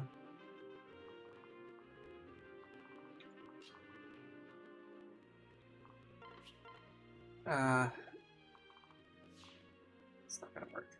We do this. I did mess one thing up with my prep. I kept the extra rescue staves in Anna's inventory, which I can no longer access. As you can see, they're not in the convoy. If I run out of rescue staves, I'm not going to be able to grab more from the convoy. Alright, so then I go here, dance for these two. Now, I can put them back with their partners, or I can keep these characters split up. I can actually have my cake and eat it too. Yeah. Pair them up with their partners first, and then I can still split these two up if I want to. Alright, that gives me a very strong pairing here and a very strong pairing here. 24 speed. 19, I won't get doubled. I will get doubled. Why does... Oh, I'm bad at math. Yeah, that just exactly doubles me. Fair enough. With Rickon's pair-up, I actually won't die. But I have to make sure that I'm only fighting that one enemy. Or... I could fight this guy with the short axe. I'm definitely going to want somebody to fight him.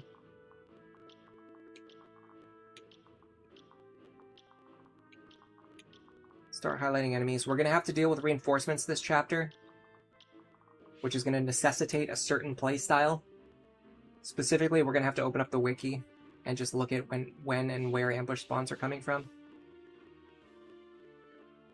Henry could pair with Olivia. Yeah.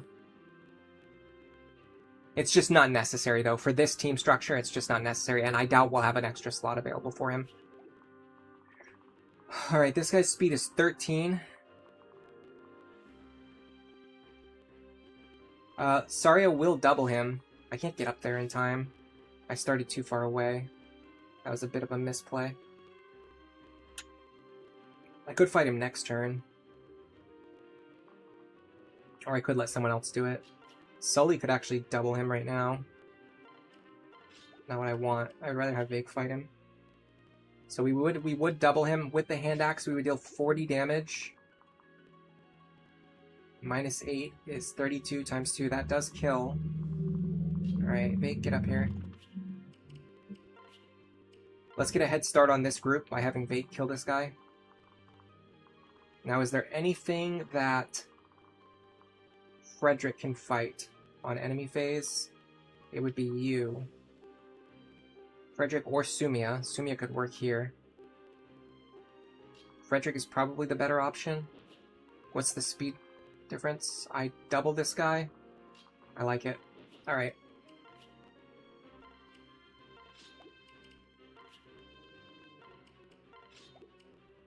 So I want to push through the center.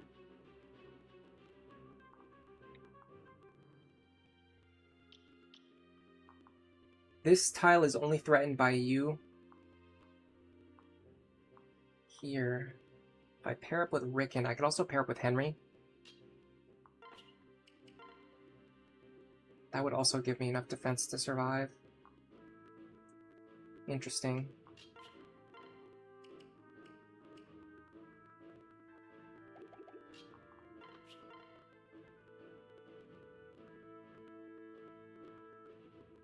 Because this guy has Aegis Plus, I don't know if it's necessarily worth fighting him.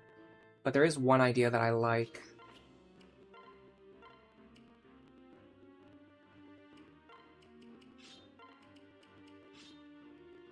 That maybe we use the Ruin Tome. 64% chance to hit, and then if we hit, we can also crit him. He has a crit chance against me. I don't like that. I do not like that at all. I can mitigate it. I can probably even eliminate it.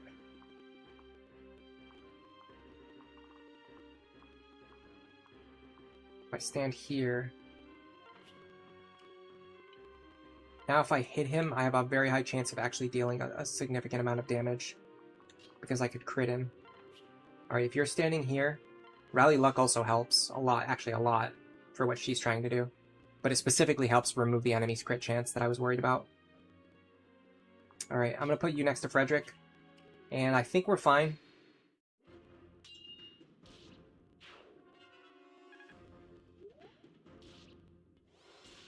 There you go. That's why you equip the Ruin Tome. Now we've done a really good job of chipping into that guy's health bar. So someone else can clean him up next turn. I don't know if the enemies in the center will all start moving together. I'm actually not sure if they do that or not. We're about to find out.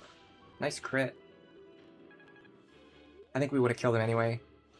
But... that guy survived. Oh, and the enemies in the center don't move. Okay, interesting. Alright. Yeah, so we're kind of transitioning now from me focusing on reading chat and not paying attention to the game. Now we're getting back to me paying attention to the game and not really reading chat as much, so I will apologize for that, but I'm doing my best to read the comments, and I can't always reply to every comment because I have to focus on the game and explain what I'm doing in the game. And if I was stopping to read chat constantly, it would slow down the pace of the stream to the point where it would be unwatchable. So I'd rather focus on the gameplay. If you're curious about what I'm doing right now, I'm looking up the reinforcement order. So the first reinforcements come on turn 3 from the row of forts at the bottom, so we do not need to worry about them yet. The next thing I want to check is this group in the center. When do they start moving? So warrior.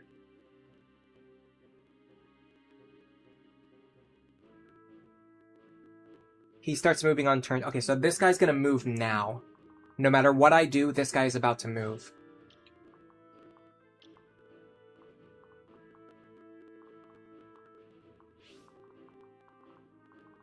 So my goal now should be to intercept him. Ideally with Robin. I need to kill this guy though, because he... I'd like to kill the other long... I can't kill the other longbow guy. Okay. I'd like to kill this guy. Because he's surviving on a low amount of HP and he could become a problem later. Could he? I think I can enemy face him. I feel pretty confident I can enemy face him. However, yeah, no. This is better. This is better. This is better.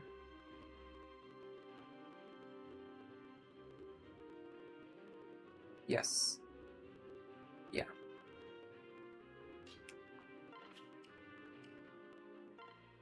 Henry, go here. Sorry, go here. Instead of attacking that guy and wasting Robin's action, I'll rescue Robin. Because the forest is below me, Robin won't get dropped onto the forest, which means I'll gain an extra tile of movement. And I can reposition Robin without needing to have Olivia dance for Robin, because Robin hasn't actually moved yet. So what I would like for Robin to do is... I mean, ideally, I want Robin here, but I have to heal them. But then after I heal them, they're going to be... Okay, I'm going to have to use an item to heal. Is there any way I can get Saria back right now? Where is she? She is pretty far away. I bet if I use Olivia, I can do it. So I'm going to have to use Olivia anyway. But I had no way of knowing that. So give her to Olivia. I pair up with Lisa.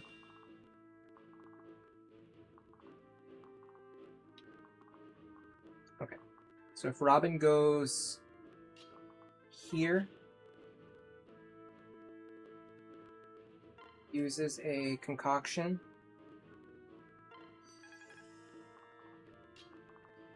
now we transfer and then dance. Now Robin can go here where I want them to. Let me just make 100% sure they'll be fine. This guy's gonna hit me for something less than 50 damage. This guy's gonna hit me for most likely 0 damage. Yeah, okay. Robin's fine. I might even be able to fight one more guy. And this guy has Luna Plus as well. I'm gonna have to, I need the calculator because this is actually kind of important. 32 plus 50 plus... This guy's not gonna damage me. It's 82. And what do they both have, Luna? Of course they do. Don't ask that question. They always have it. I mean, at the very least... 4... 17... I'm gonna take 48 damage. I can survive 48 damage. I'm gonna send Robin here so I can fight all these guys. Alright, so now I need someone who can survive this attack and then counter at 2 range. Vaike is a very good candidate for this.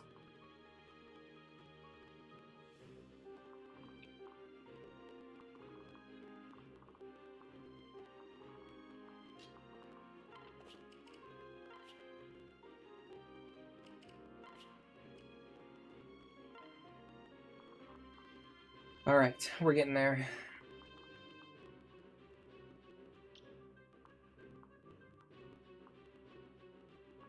Interesting that whoever ends their turn here can fight this guy. Now, interestingly also, this guy is the only one threatening the tile where Frederick is, which means Frederick could technically fight him again. Or even Cordelia, I bet. Yes. But he does have a short axe, so he will hit me. Do I care about that? No.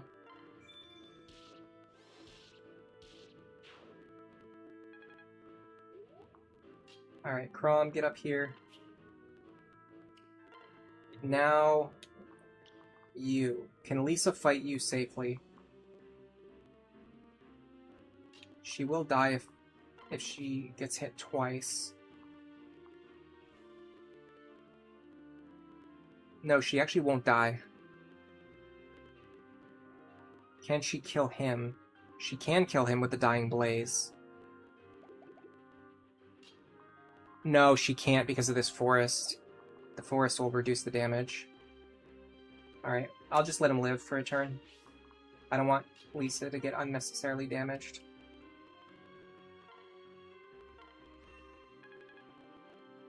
Alright, again, we should be totally fine this turn.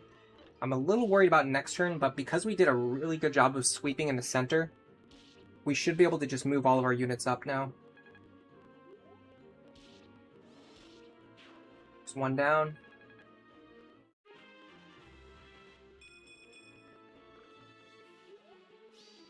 We need to kill this guy. We succeeded at. I think another enemy's... Yeah, he's going to move this turn. Can Robin get up here? He can. Interesting. I would like to do so. And I have no issues doing so. I need to see if I can kill this guy with the wind tone. 53. -6. Yes.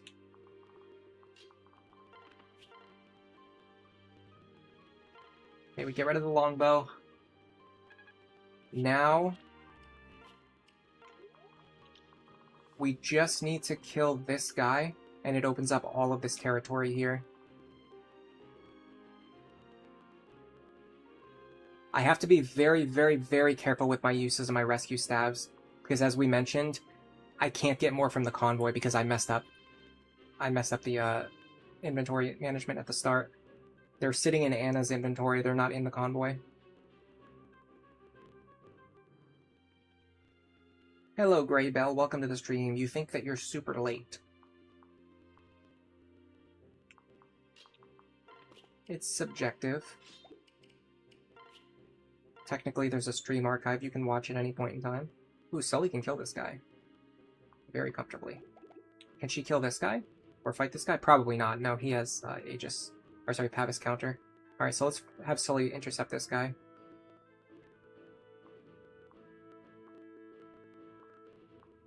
So Sully here, and then everyone else needs to get behind Sully.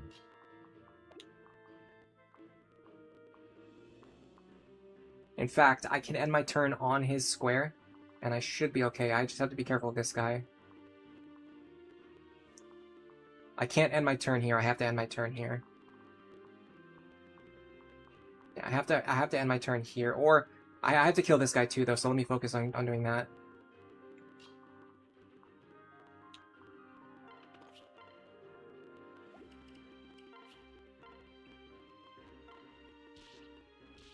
This is better for next turn.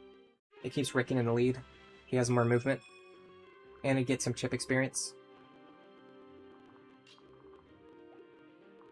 Technically, Libra can get up there. You can get up there. Are you a better candidate for fighting him? Yeah, in fact you are, which means Vaike is better up here, but Vaike actually can get... Okay, so we'll have to have them do the things that they can do. So you can go up here. So you should go up here. Let me just make sure I'm doing everything correctly. Yes, I am. Okay. I need to get this other longbow guy, too, soon. I'll get him next turn.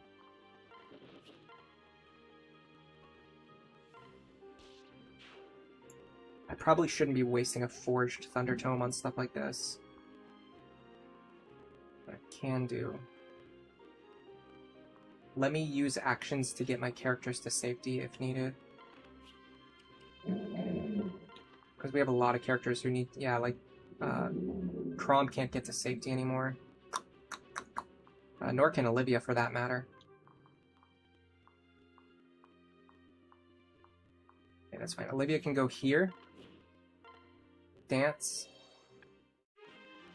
Now, this should illustrate the actual range of the Myrmidon we're trying to fight, which is here.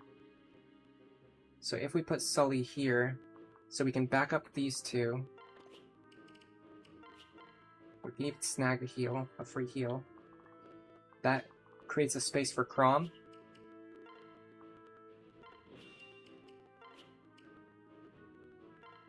And then Sully can go here.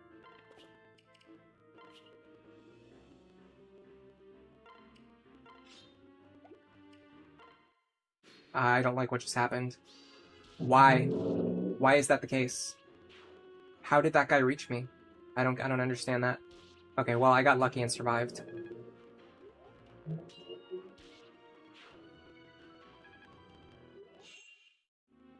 I must have missed something. I don't understand how that guy reached me. I thought I counted all the tiles. I guess I missed something when I was counting. Alright. So, reinforcements have just spawned here, here, and here. Next turn, they're going to spawn from very, very annoying spots. Next turn is Fighter here and Myrmidon here. That's actually not too bad. We can work with that because they're not really in melee range of any of our characters. What I need to do now is send Robin down here to sweep this group, probably. I got very lucky that Sully survived there. On 1 HP, for that matter. Can we kill this gentleman?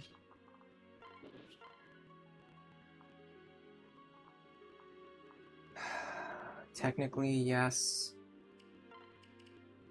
Again, I have to use Ephraim Pike charges to make it happen. What about Frederick? Frederick can do it much more consistently. I will deal 23 to myself.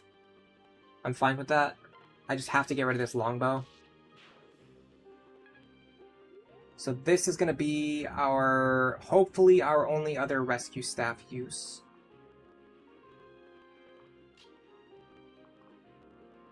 Can I get him all the way up here?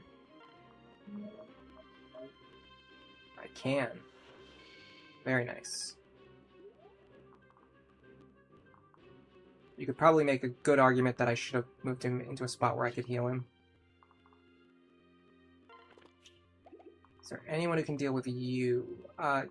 Technically, you could get up there, but you're not going to be able to fight him.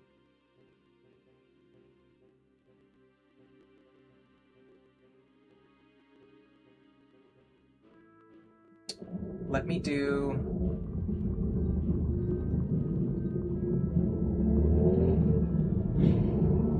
Oh my god, shut up. Shut up.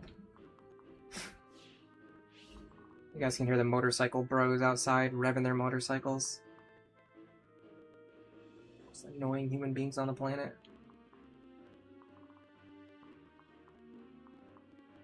Okay, I have an idea. And I think I can make it work. Robin can kill you, you, and you safely. So I can move Robin however far I want them or need them to go. I gotta move my characters in a weird order, that's the only problem.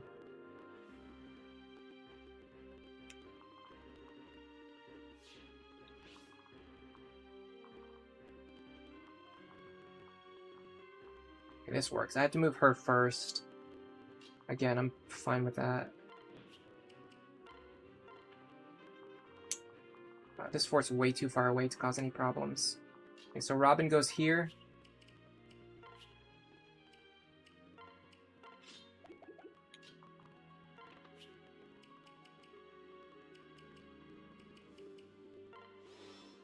Rally magic, why not?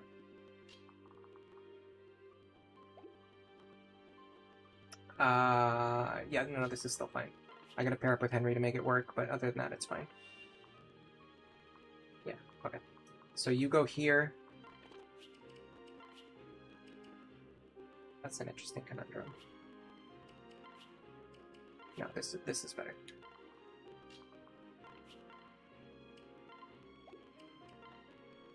Mend you. Dance for you. Alright. For some reason she can't reach. Okay, cool. All that counting was for nothing. It's because there's a forest tile in the way. I forgot that Cavaliers move really, really, really slow through forests. Okay. You know what? It's fine. We can drop Vaike on this fort, get him some free healing. Always look at the bright side. Alright, Robin should one-shot everything here. Take no counter damage. Then I'm going to have to look at next turn, because next turn there's going to be warriors spawning. And snipers as well. Okay, we finally got Tome Fair. That's huge. What do I trade? I kind of need all of these skills. I guess Rally Magic is not that useful. Because I'd mostly want to Rally Magic for Robin. Not have Robin Rally Magic for other characters who aren't using magic. This makes Lisa slightly weaker because Robin can't rally for them, but realistically, Robin's attacking every turn. They're not using Rally Magic. Alright, so The snipers are coming from here and here. And they can spawn, and they do spawn with longbows. So I have to be very, very, very aware of that fact.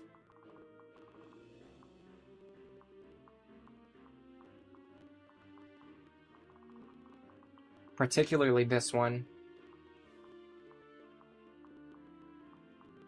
Yeah, they are very, very, very far-reaching.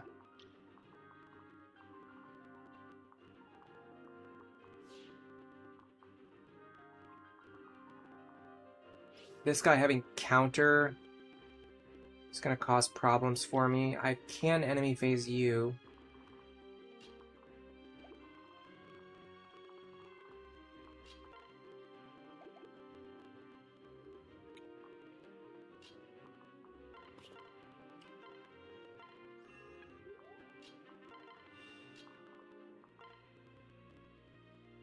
$27 with a chance to crit. I mean, it's a tiny chance, but it's a chance to crit.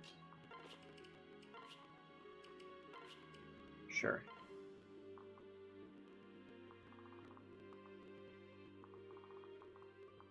What should Robin do in this situation?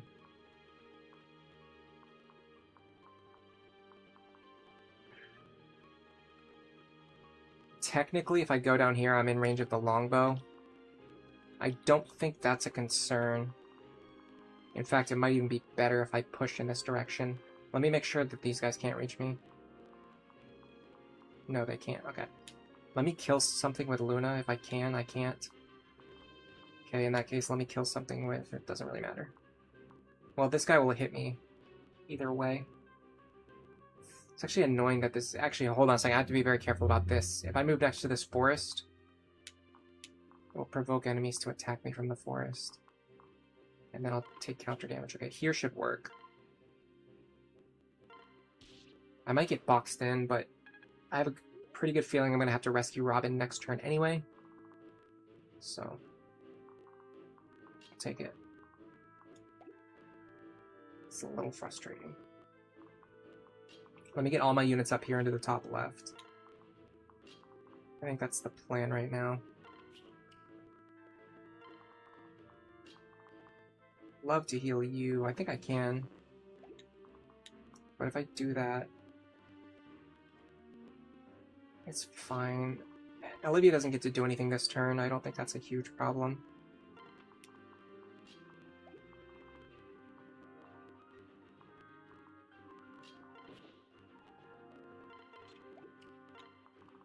I'd really like to heal Frederick now.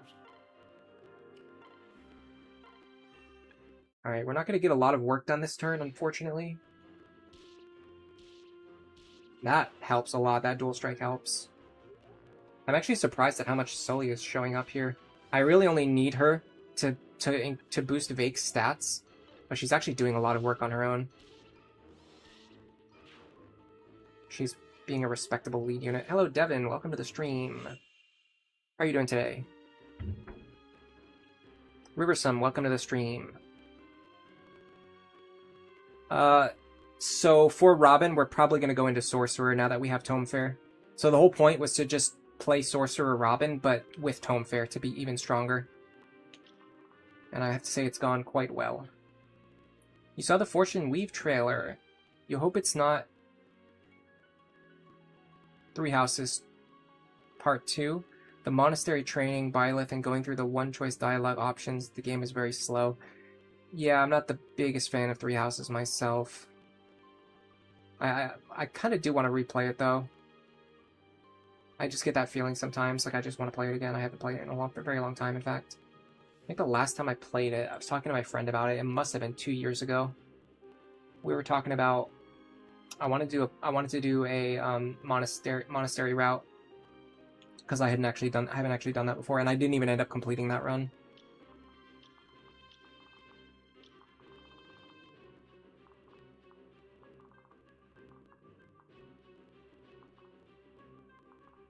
Alright, this guy's a clown. Can we solve any problems by rescuing Robin? The issue is the range on the longbow is so ridiculous. All right, hold on a second. There's a lot of stuff spawning on this turn, so I have to be very careful. So there's a Myrmidon here. There's a fighter here. There's 2 Myrmidons and a fighter down here. Are we absolutely sure nothing is coming from the top for it? Myrmidon, fighter, and then a bunch of Myrmidons and fighters down here. Okay, so there's nothing here that could threaten Robin's life. Can I get Robin all the way down here? They would have to be able to go at least here. So 1, 2, 3, 4, 5, 6. Olivia would need to be able to reach here. And Robin would need to be able to reach here. Olivia, with a pair-up, could reach. Robin, I can rescue to that position. I think we go for it. Or we have Robin enemy phase these guys if he can. Them having counter makes this quite difficult. I have to stay out of his range for sure. Him I can enemy phase. Him I cannot. If I don't deal with the longbow right now, my other characters are going to have to deal with him. This is a tough call. This is one of the ones that could like go either way.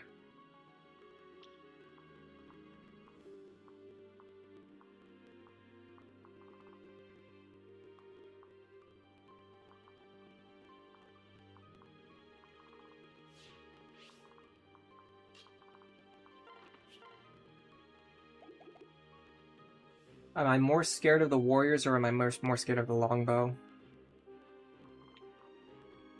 I'm really not sure. I really don't know. It's either Robin holds the center on his own, and then my other characters try to deal with these other enemies, or I send Robin over here and I just focus on getting all of my units into the top right.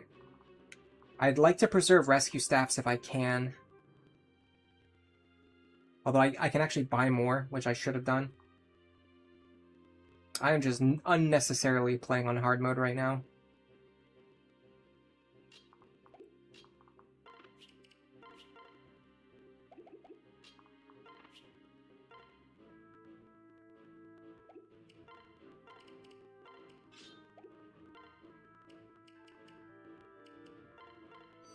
Let's do this. I think it's a mistake, but I think we win either way. So we might as well just do this. All right. You.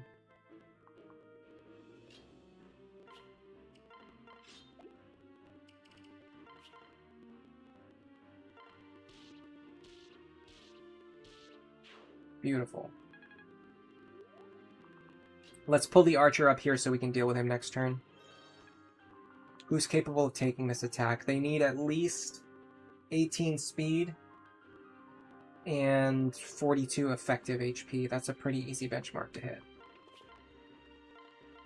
Our best defenders are 14, 20. It's definitely Vaike. Okay, so Vaike, get up here. This should pull the longbow to the north and still be out of range of whatever comes out of that fort. I'm going to stand on this one just in case. It scares me. We can also get Henry over here. And, sure, why not? And Rally Luck, too. I don't think I can Rally Luck. I'm too far. I think I can Rally Luck from here. Yeah. Nice guard. Nice crit. Neither one mattered, but oh well. Okay, so we pulled the longbow up. Now we can fight him. Okay, so now we're on turn 7. This is the last turn of reinforcements. There are warriors spawning down here that we're going to have to deal with in future turns. And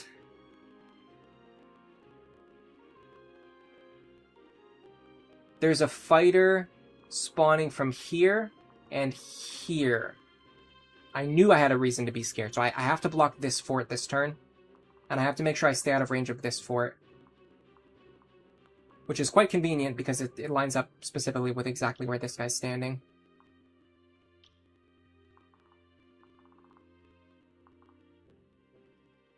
So I can't fight him at one range, I think. Killing this guy is going to be extremely tough. He's got a lot of speed, a lot of bulk, Aegis, and Pavis. It's actually going to be unnecessarily difficult to kill this guy.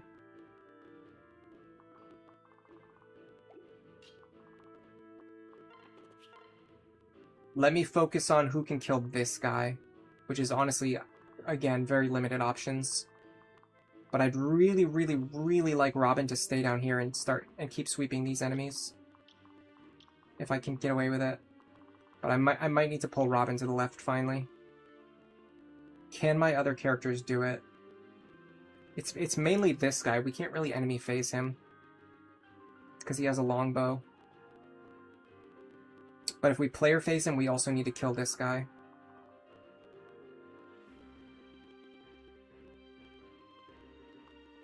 Who are my fastest characters? It's you, but you're still not fast enough. Can you two-shot? Not with Aegis and Pavis in play, no. Sully, though.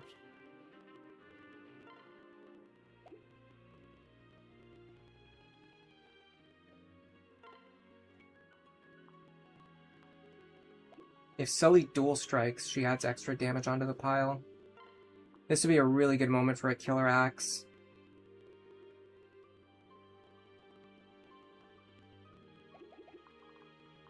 This guy has counter pass too. It's going to be extremely difficult to not get killed by this guy.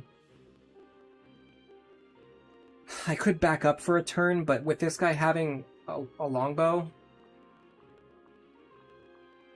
it doesn't work, because whoever stands on this fort needs to be able to survive the longbow anyway. Where's the killer axe, I wonder? Too far away to matter. I don't know. Alright, let me start with this. I think this is the best thing we can do at the start. Okay, we did get the dual strike. 35 more... God, 35 more HP on top of everything else that we've already done.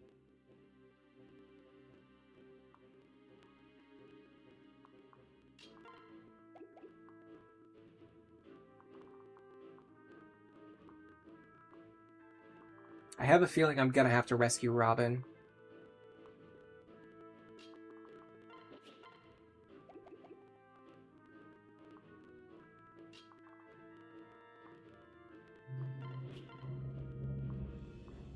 This almost defies belief. He can have 24 speed. She can have 20 speed, okay. There's a reason why that matters, and it's because of this.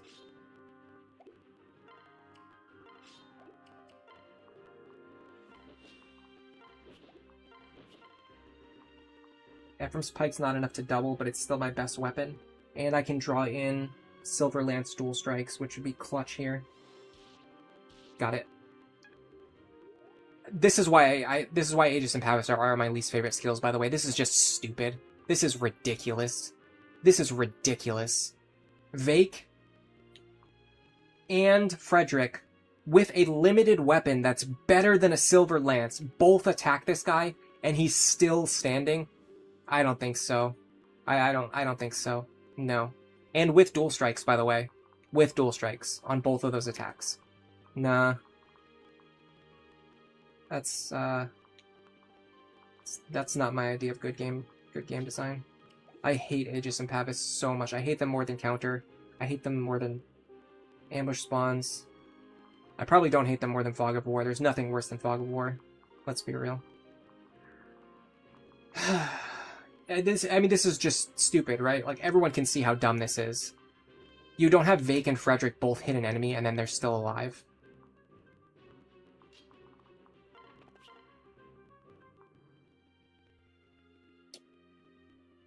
I can't even kill him with a Dying Blaze here.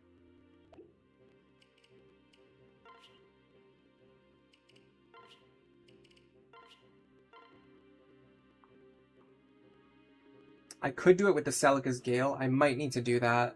I might need to Celica's Gale this guy. It's getting that bad. 16 skill, 15 skill. I think I need to Celica's Gale here.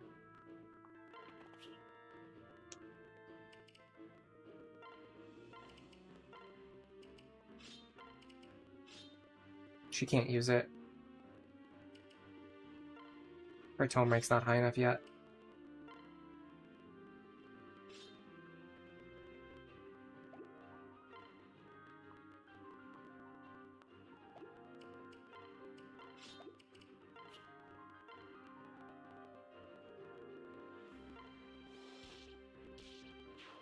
Okay, that dual strike helped immensely. More than you could ever measure. Can Rickon kill this guy too? I wonder. We'll hit him twice. We're going to deal 29 minus 6. That's 23 damage. Times 2, that's 46. We can kill him with Rickon. Base Rickon moment going on right now. Can you believe this? Rickon. Another really clutch dual strike. The reason those dual strikes matter is because they're saving us Celica's Gale charges. If we didn't land those dual strikes, we'd be wasting Celica's Gale charges because we'd be using it twice for every kill instead of only once. But one Celica's Gale and then a dual strike from Lisa is a huge resource gain for us. And now that I said the same thing 3 times in 3 different ways, I'll leave it at that. Okay, so these characters should all be out of danger. Chrom has to block this fort. Okay, so Robin can now do what I wanted Robin to do, which is some variation of this, but I have to be careful about whatever's behind these guys. It's you. You have Luna Plus. Alright, so you would be dead. I don't know if I can fight both of these guys. In fact, I'm sure that I can't. No, okay. So the whole point, everything that I just did to save Robin's action was completely pointless. Because both of these absolute clowns have counter. Because why wouldn't they? Seriously, why wouldn't they? Think for a moment. Consider if there's ever a possibility where they don't have the exact skill that they need. For some reason, I thought only one of these guys had counter, and I was going to kill him, and then enemy phase the other one. I didn't realize they both had counter. That screws my entire plan up. I can't even fight just this guy by himself, because he'll deal 16 damage to me, and then I'll deal 50 damage to myself, and then I'll die. So I have to just run away from him. And Robin ends up doing nothing this turn. Wow. What a useful guy to have around. That could not have gone worse.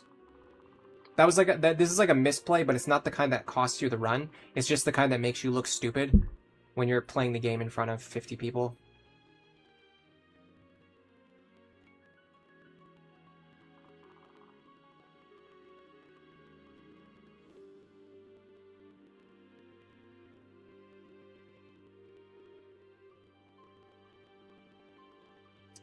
Hello, Brozo Mickey Soth. Welcome to the stream.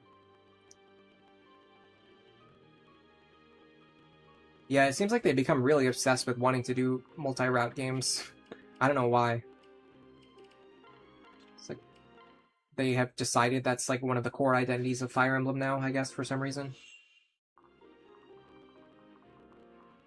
Another counter, another counter. Perfect. Alright. Sure. However, now we have the tools to deal with these guys. So we go Robin here. Is there ever a world where she gets a kill? No. Other than dual striking, which I would actually love it if she would do. So we go here. Didn't get the dual strike. Nor would you expect to. Then, There should be no more ambush spawns. So the only thing we have to do is clean up everything that's left on the map now. This guy should have a longbow. No, he doesn't. The wiki's wrong about that. This guy should have a longbow, and he does. So this is all of the enemies and where they currently reach. You are very fightable. See myself fighting you.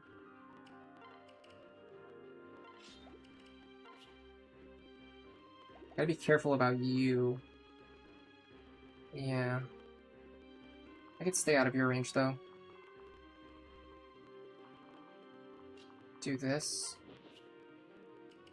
Gotta be certain that she can actually fight him. She can. Okay, so we're gonna go here. There's one thing I have to be worried about. It's just you, but you're not that threatening.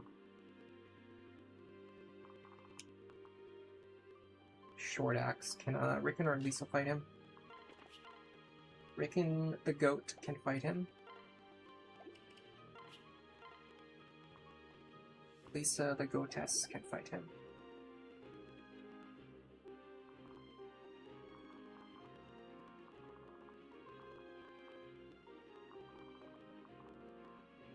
Okay, so we go either Vaike or Sully here. I'm trying to get Vaike another level, so Vaike seems like the better option. Bronze Axe works.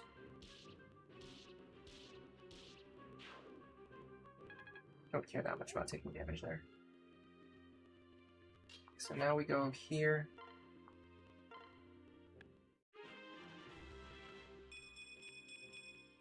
Nice level up. Then here. Then here.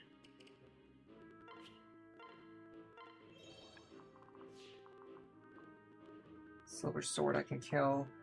Short axe I can kill. Okay. So Robin goes here. Again, we want a dual strike.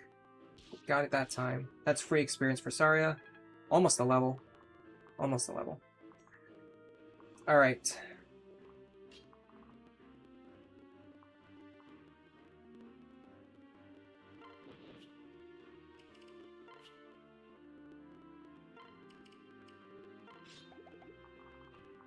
Actually attack him.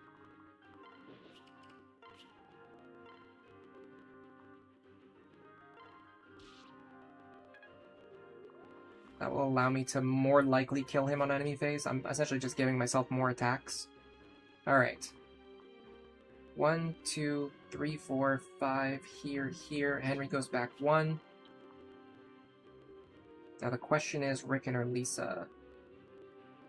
I think the answer is Rickon, because it's going to be harder to train him. Lisa is significantly easier to train. Let me make sure he's the only one that reaches that tile. The answer is yes. We definitely don't get doubled. Yes, okay. Send it.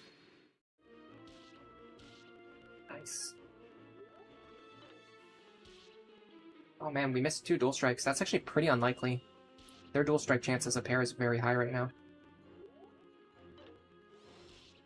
We just needed 1 dual strike from Frederick, and we could have killed this guy, but it's fine. We can just enemy phase him. Alright, maybe we can just player phase him now. And even if we stay in range of this guy, we'll still be fine, too. So we can do something pretty casual like this.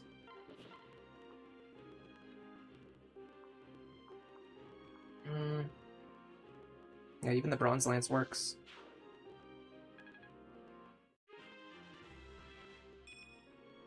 Terrible level up. Atrocious level up. I want to enemy phase you. And you won't attack me at 1 range unless I give you an incentive to do so. In fact, if I stand here, you'll definitely not attack me at 1 range. Which is good. If I stand here, he will attack me at 1 range, and I will deal counter damage to myself, so I have to prevent that from happening. The reason, okay, so I'm going to explain something really quick. If Robin stands here, this guy is going to want to stand on the forest tile while fighting Robin, and that's going to make him stand right next to Robin, which is going to make Robin take counter damage. If Robin is standing here, again, the enemy's going to prefer to stand on the forest tile, which is going to make him attack me at 2 range, which is going to avoid taking any counter damage. I also need to make sure I can keep Olivia alive here. What is threatening this? Is it you? Oh, it's you. Okay, I'm going to kill you anyway. So even though this allows the archer to hit us once, this is still the much better play.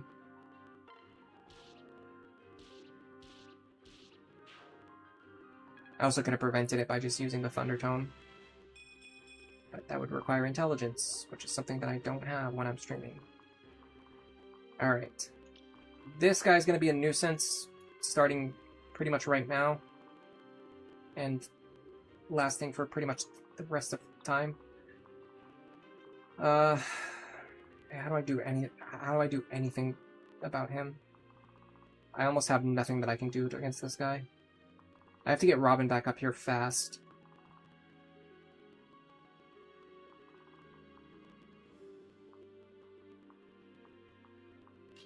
This is the only thing Olivia can do this turn, but it sets her up to provide more value next turn, which I'm fine with. I don't want to fight you. I do want to fight you. Conveniently,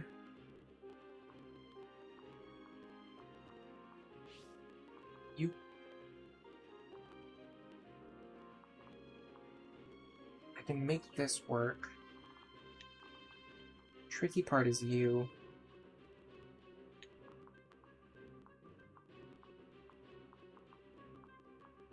I need to get him to safety and heal him.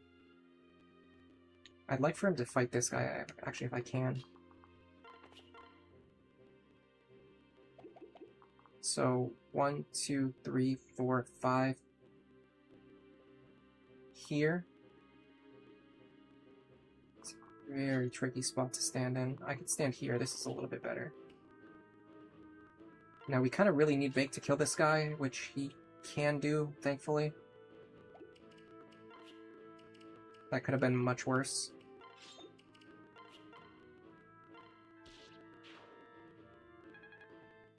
Now, Rickon gets healed so he can fight that guy safely. And then these two just back up. These are our literal aura farmers. All they do is stand around and provide auras. Alright, so the warrior should move on to the forest, which will cause him to attack me at 2 range, which will cause me to not take counter damage. Beautifully done. Alright, we've got a bunch of enemies coming from the top, and a smaller number of enemies coming on the left and the middle. The issue is this group here is kind of pinned down now, and I don't think we have a great way of getting up here quickly. We're not completely overwhelmed yet. If we have a way to kill this guy at 2 range, which we might have, realistically. Possibly even better, yeah. No, this is very doable. Start here. Fantastic. That is phenomenal work from Vaike.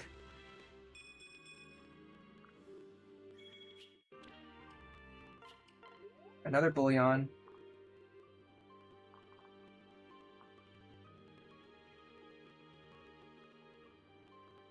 Let me look at the fast enemies in the next chapter. I need to decide Vaike's promotion path right now, and in order to do that, I need to look at the fast enemies in the next chapter. Flames on the blue, because there's going to be flyers. And they have 24 speed. So I want Vaike, because he's getting +5 from Sully, I want Vaike to have 24 or 22 speed.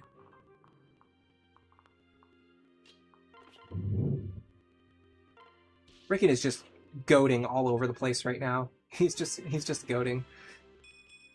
I can't believe how good Rickon is performing. I'm a little scared of you. I didn't really consider your position.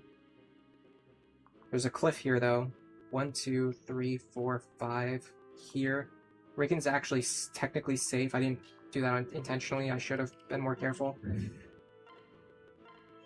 Alright. So we want 22 or 24 speed. In Berserker, we have 22. In Warrior, we only have 18. We're gonna have to go into Berserker.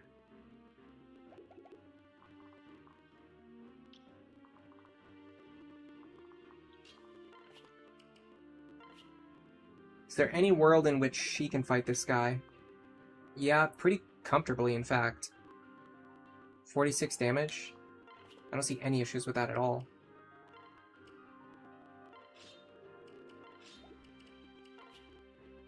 Is it worth it? Maybe. Maybe. It's actually a tough call.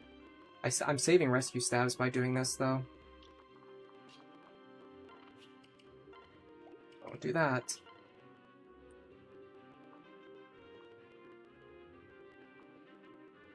I would need a Thunder Tome.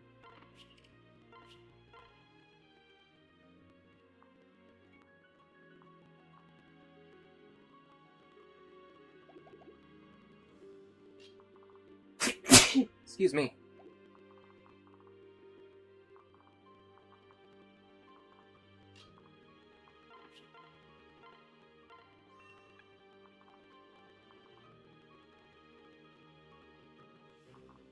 Heal up Tiny Rick over here.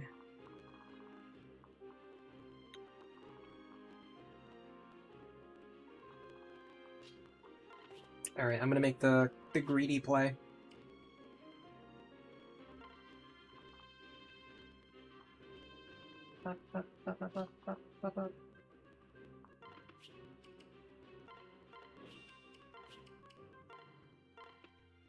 Drop Henry there. Crom here. And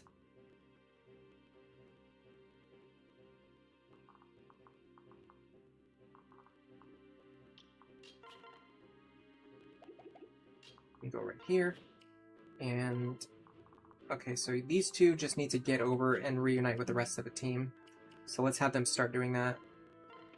I should have put them in the opposite position. I messed that up. Free experience for Sully. Can she kill this guy? She could. Should she? I think Vake's at a crucial point right now where he needs to get as much experience as possible, and I think this kill is very valuable for him. So no, I don't think she should take this kill. Honestly, maybe not. He's kind of already... He's already there. He's fast enough to double the Pegasus in the next chapter already, which means he doesn't really benefit from gaining any additional stats. Yeah, in fact, hold on a second. If I was going to use Vaike here, I would want to promote him first, which I failed to do. So I should absolutely do this. Give this to Sully. She benefits way more from that kill. Unless Vaike was going to get a full level up from it, which I don't think he would at this point. Now I can do this.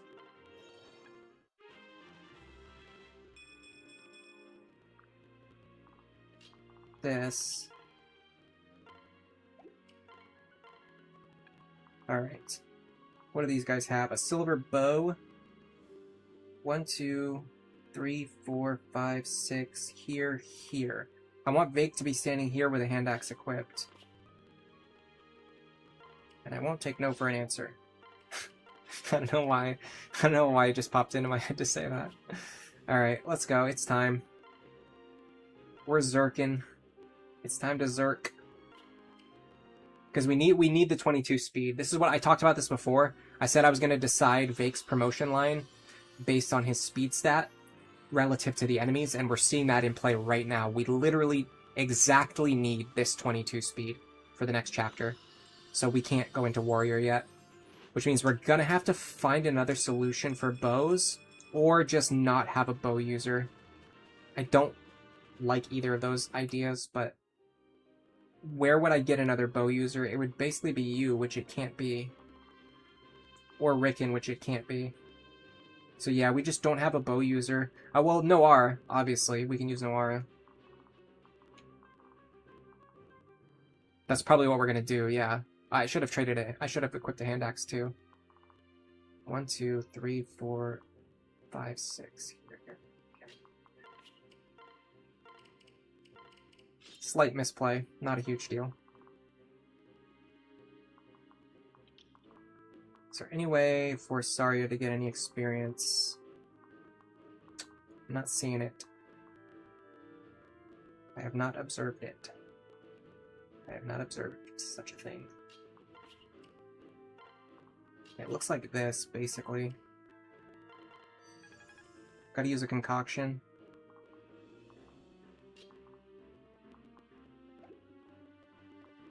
I can actually send her over here, which is useful. That allows Lisa to not have to put herself in severe danger. A little bit of danger, but not severe danger. We can use Henry's aura, and then unpair these two.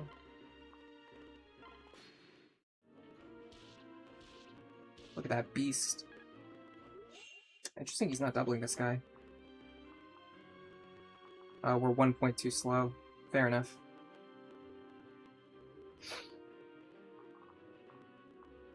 That even more demonstrates why we need this Berserker action. Alright, so now if we do this, if we can hit this guy for enough damage,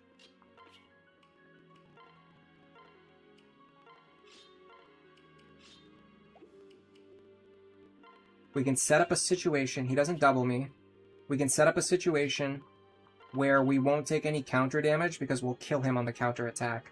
The only issue is our accuracy is far from guaranteed. This is an issue. This is a big problem.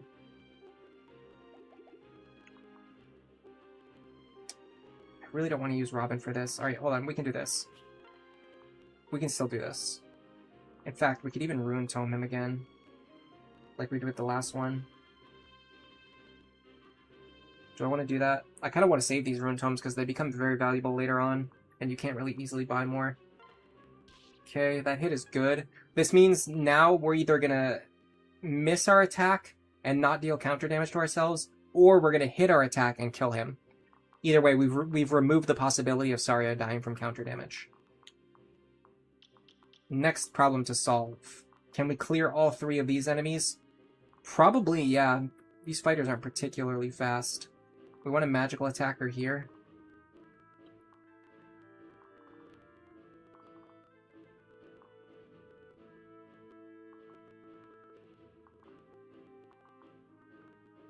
Could even have... no, we can't have Lieber do it. Okay, we want a physical attacker here.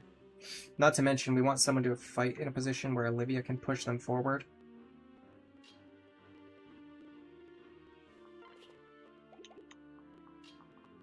Bizarre, but this might work. It's actually the same damage, but this gives me tome rank.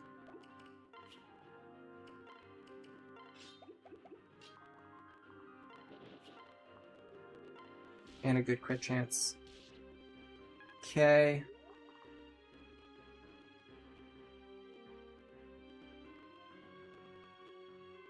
Am I running out of actions? I might be running out of actions. We're cutting it close at the very least. I have to be careful, this guy's counter. Vaike is like so bulky now that I actually probably would have survived even taking counter damage, but it's better that I don't. Obviously. Alright, you pair up here, and you pair up here. So this should be able to get us to a winning position. What do? You are actually quite scary. Alright. Ulrich. Get up here. God, nice crit. He's gaining good experience, too, for a promoted character. Alright, now we need someone who can kill you. First question. Can you do it? No. Second question. Can you do it? No. Okay. If we didn't get the dual strike, what I would have done is danced for Vaike and let him get the dual strike. Because we did get the dual strike, what I'll do instead is dance for Libra and let him get some staff experience.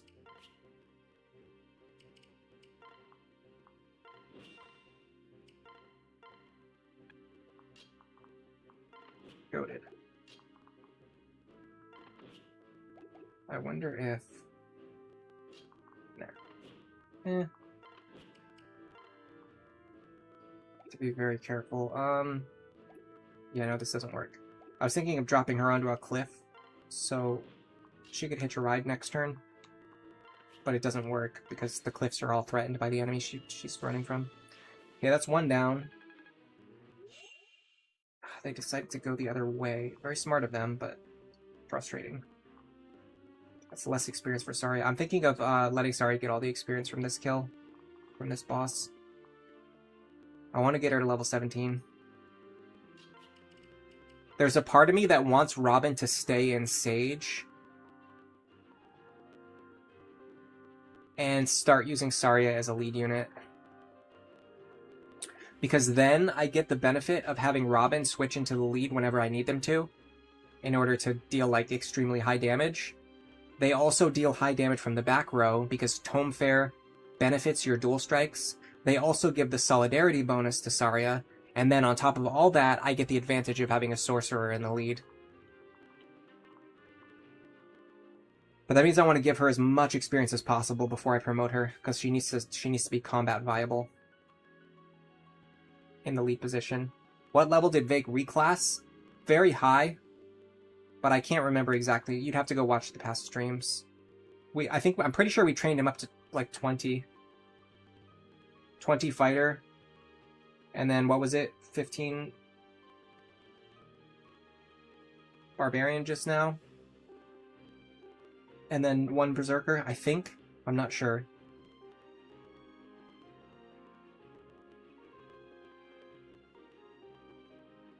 Bronze Mickey says this Robin has endgame stats in chapter 13. Yeah, my Robin tends to get like pretty close to capped, or actually start capping their stats like halfway through the game.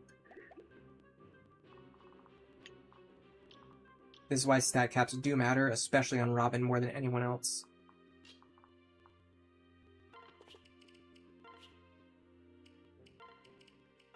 Because whatever caps you pick, you are going to run into them. When you hit, probably before you used your Master Seal, and then again after you use your Master Seal about like halfway through the game, you'll start hitting your caps again. Beautiful miss. That's fine. We'll give this one to Cordy. So I think we're going to start using Cordelia as a lead. I probably should have put Frederick into Paladin, honestly. He ended up not really using the flying ability. As Paladin, he would have given a much better combat boost to Cordelia.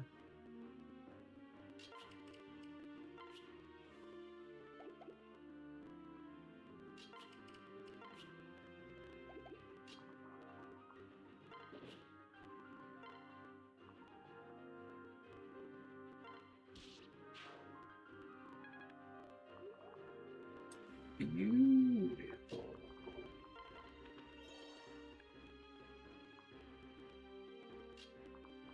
You think 22 and Warrior would have been doable in another timeline? Maybe. Like I said, I wasn't paying that close attention. You'd probably have to go check the previous streams to confirm what levels I was at.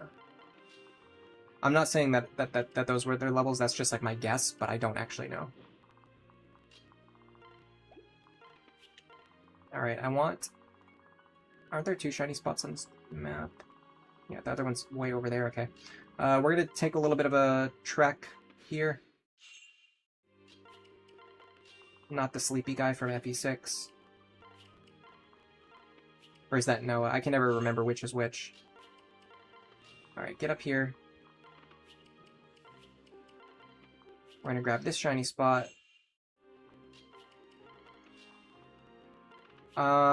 She benefits more from this because of the way we're playing, because of the plan that we're going with.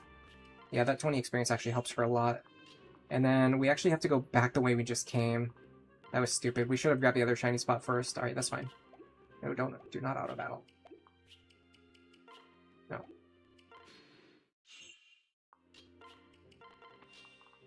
This is why I believe that turn count is the dumbest metric. that you can possibly measure the value of a Fire Emblem. Pretty much anything. Class, unit, player, strategy. Because realistically, there is no actual reward for going faster, and there are a lot of rewards for going slower.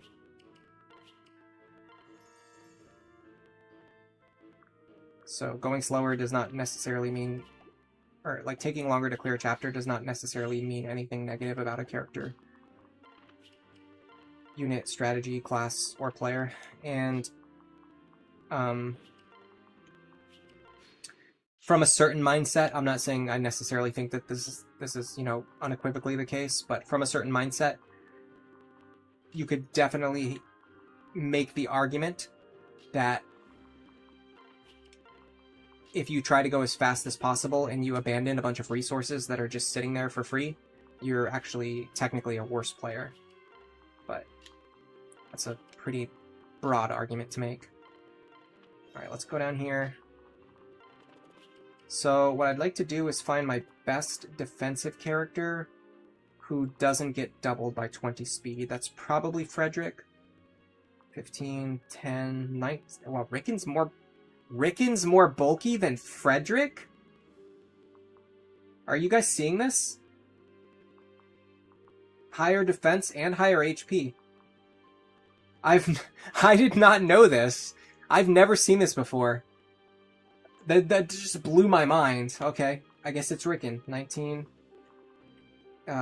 22 on you, and then obviously Robin. Yeah, well, it's obviously Robin, but man, that was a eye-opening experience. I can't believe what my brain just witnessed. All right, so I want to start staff training. Probably Lisa. Out of my staff users, she's the one who's like the worst right now in terms of what she's trying to do. Does this guy have Hawkeye, please? No, of course not. I'd love for him to have Hawkeye, because then he would break his weapon really fast. Alright, he has a 33% chance. This is going to take forever. This is going to take forever. No. Why? Alright, someone give her a heal staff, please.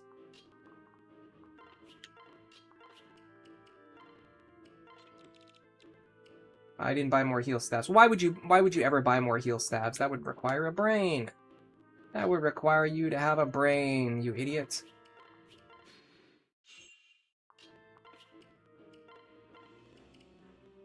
Alright, well, we've got 21 heals.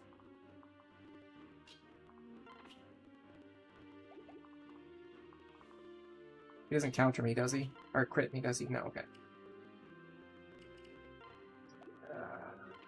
Unequip your weapon and just stand here till his weapon breaks, please. Oh my god, this is gonna take forever. I'm sorry, guys. I'm sorry you have to watch this. This is something, alright.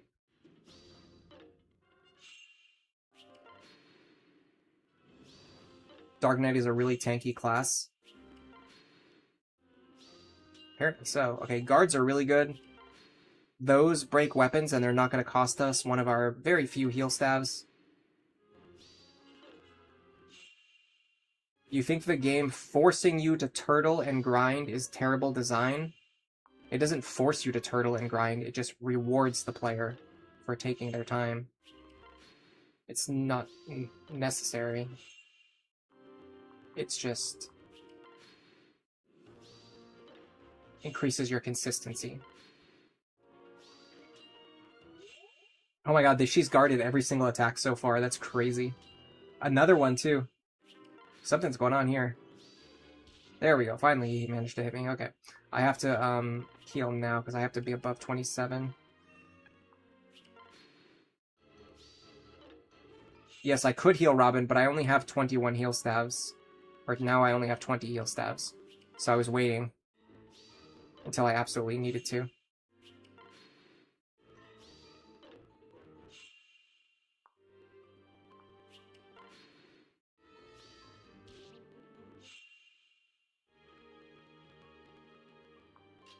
Legit.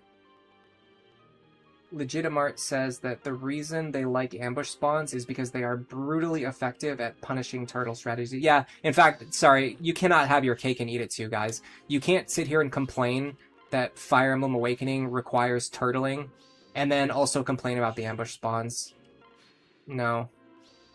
I won't allow it, sorry. That's a really good point. I wasn't even thinking about that, because for me, like, I don't even care about ambush spawns, they don't bother me at all.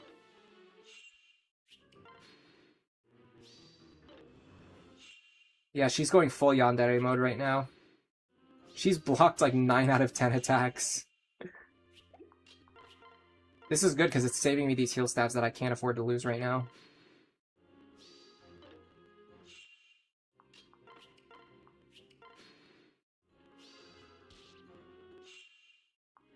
You think it's bad design? I will just have to agree to disagree. I think Awakening is one of the best designed Fire Emblems.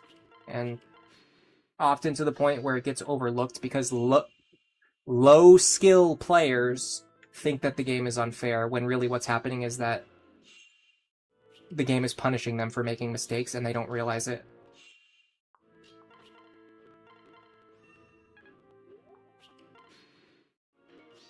Urgent Eagle, welcome to the stream. You went through the first 13 chapters before you realized that you could talk and recruit people, so you ended up killing Saria and Gaius. Brutal. Greybell, you love ambush spawns, they give free experience. You wish there was 4 times as many ambush spawns per map. I mean, maybe that's excessive, but... I think the chapter outside of Walhart's castle is like a really good example of how you can get a ton of extra experience from ambush spawn grinding on Lunatic mode. It absolutely does not work on Lunatic Plus. You just get overwhelmed and destroyed. There's no way to account for the fact that the enemies coming out of the forts can have like counter Luna Plus. There's just too many combinations for them to have. It really only works if you're willing to low man, which I don't like doing.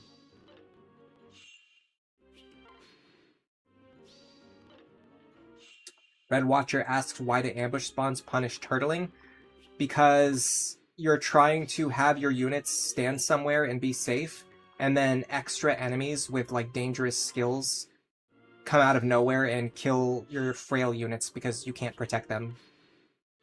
Because you need like an unrealistically tight defensive formations in order to protect your backline against ambush spawns in most cases, unless you know what the ambush spawns are and where they're coming from. But the number one reason why people complain about ambush spawns is because they don't know what they are and they don't know where they're coming from. So again, you can't have your cake and eat it too. If you're looking up the information on the ambush spawns and you know where you're coming from, then they're not a problem.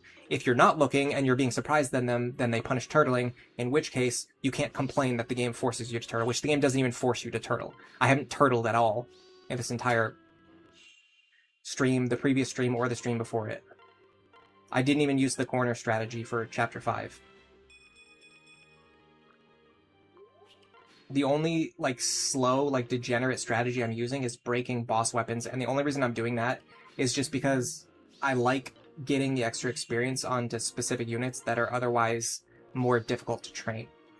If you want to use characters that are lower tier, you have to use more effective methods for training them.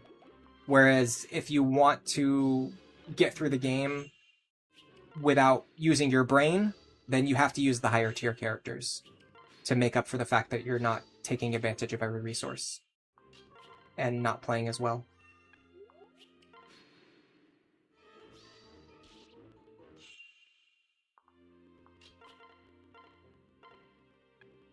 Alright, he's got 2 more tomahawks. We're almost done here. Yeah, if you play blind and you spread out, the ambush spawns are usually going to appear from behind and they're going to kill your healer. The prologue was used to grind Robin. That's not turtling. I don't think you understand what turtling is. I think we're using very different definitions of the word turtling, and no offense, but yours is just wrong. Turtling is when a bunch of enemies are coming from the south, and I set up my characters like this,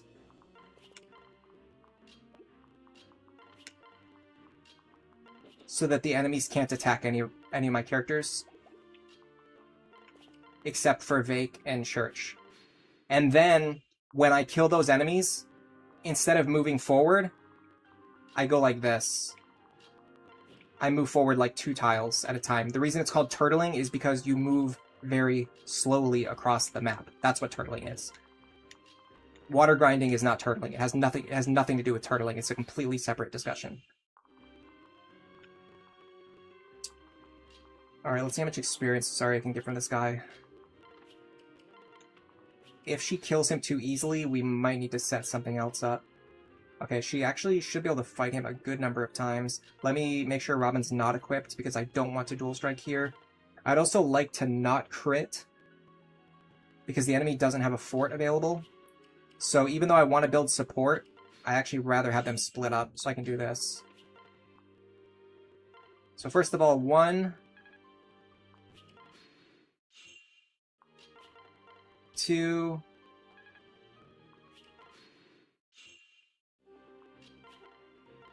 3...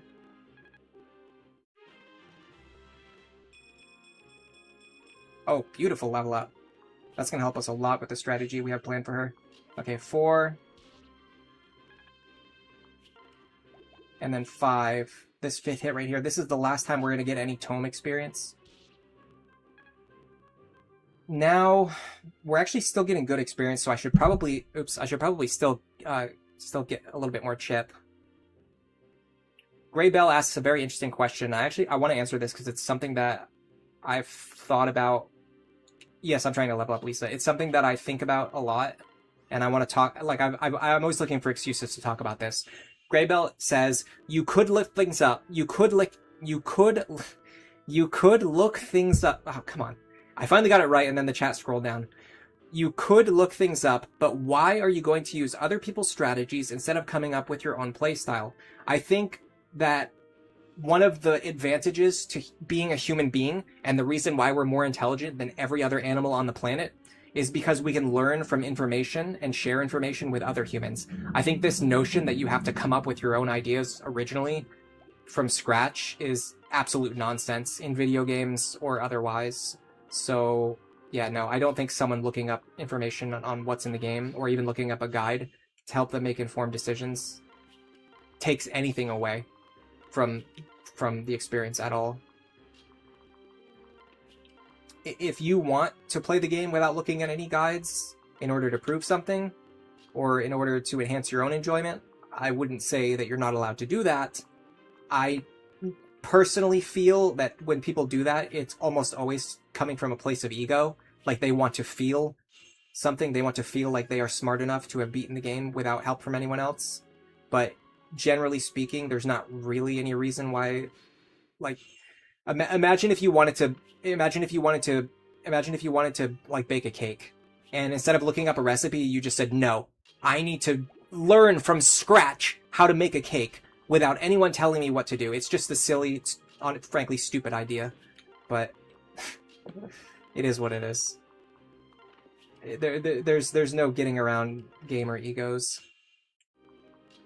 It's just a reality of the world that we live in. Alright.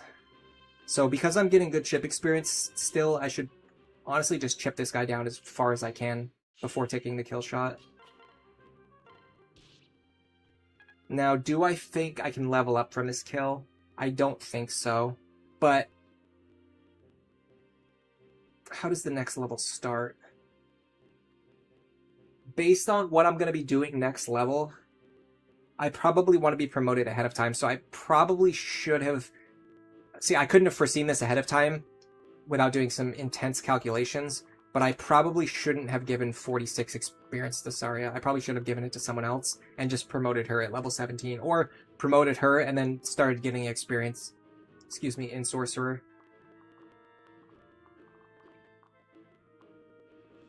Who's a good candidate?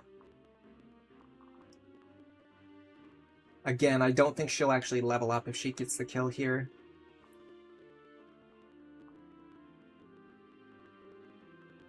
I guess Vaike. No, we kind of already determined that Vaike is already where he needs to be. Raiken's doing fine. Lisa could still use some more speed, honestly. We can give her the kill.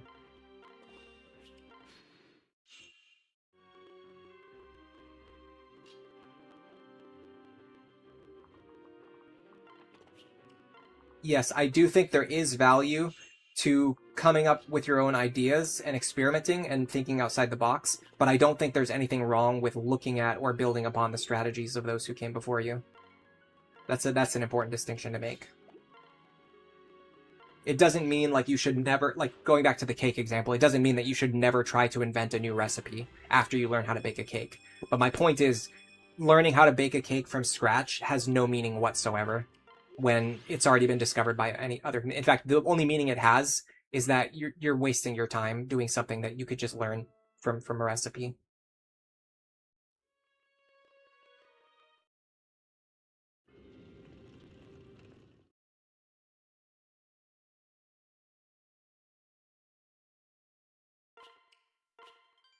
Awakening is such a deep game. There's so much untapped potential to find everywhere, even beyond what's broadly documented. Oh, for sure. Especially before, like I said, before I started making my videos, there was minimal discussion about this game. Now, technically, we should... no, we can't get Noir yet because I think they haven't reached their S support yet. Also, the enemies' spawns just completely screwed me over again, as they love doing. I am very certain I just saw that guy block my rescue stabs, which I'm now out of and need to go buy more. So we're gonna have to do some clock manipulation here to get that guy to move. They love doing that, by the way. There is nothing that gives the enemies in this game more joy than spawning on top of the exact shop that you need to access. Before we do that, let's see if we got anything. Oh man, a silver bow. That's actually quite useful. Let me get that. The only reason I don't want to buy it is because I literally do not have an archer. Yeah, that's kind of a problem. By the time I get an archer, I'll already... By the time I get an archer, I will already have another silver bow available. We could get Kiel. I don't think we need to right this second. I do need to do a clock manipulation, though. There's no getting around that. So give me a second. You think spending 103 turns is not turtling. Again, I think you just literally don't know what the definition of turtling is, but I also agree with Greybell that you're just kind of trolling at this point, so I'm not going to respond to your messages anymore. I don't think you're responding in good faith. I just told you what the definition of turtling is. I gave you a visual example of what it is. It has nothing to do with turn count. What do you think the word turtle means? Moving slowly across the map.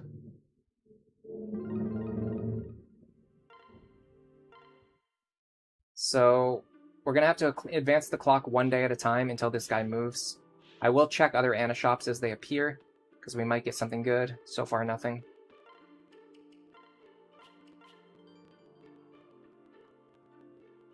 Again, yeah, and you have to make sure you save after every time, too. If you're not saving, then it's essentially meaningless, because it's only updating the clock the one time.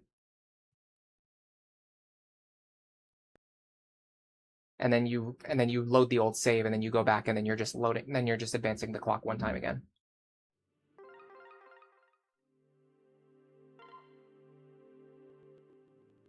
It has more to do with the shell and building a defensive wall in place to survive. I mean, I think it's kind of like a catch-all term for, yes, the formation and the fact that a formation like that naturally moves very slowly.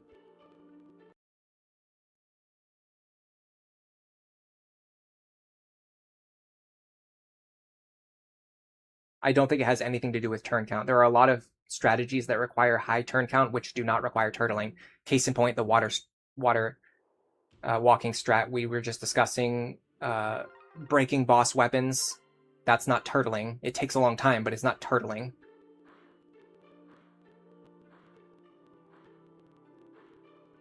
It's just a totally different thing. Look at this. It takes him forever to move.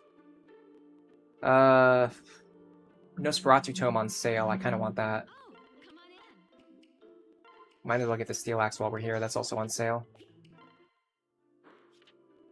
Breaking the weapon only took like 20 turns. It could have gone a lot faster. If they spawn with Hawkeye, You can break the weapons so fast because they always hit you. The issue becomes when they don't spawn with Hawkeye and they miss you a bunch, it just wastes a bunch of extra turns. Because you have to let the enemy has to actually hit you to break their weapon.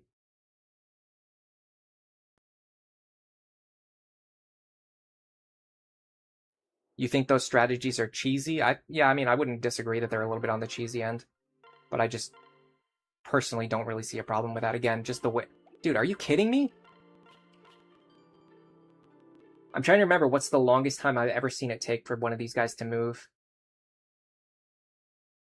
I think we're on 4 days right now. That's definitely on the high end. Hold on, I didn't set the clock forward that time.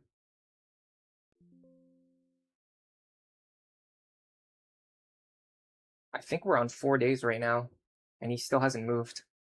I think one time I had a pretty similar experience to this. I think it took 3 or 4 days before he moved, and then when he moved, another enemy immediately spawned on the same tile, which apparently there's something that they can do. Okay, now this is ridiculous. 5 days to move. Take your time. There's a rescue staff on sale.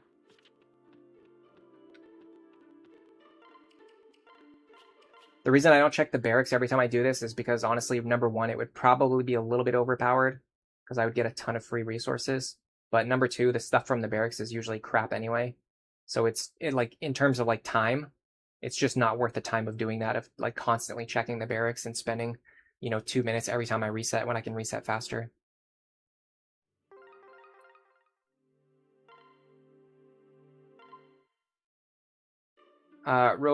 There we go, he finally moved. Rodolfeso, welcome to the stream. You believe it's good strategy to take advantage of every resource while playing?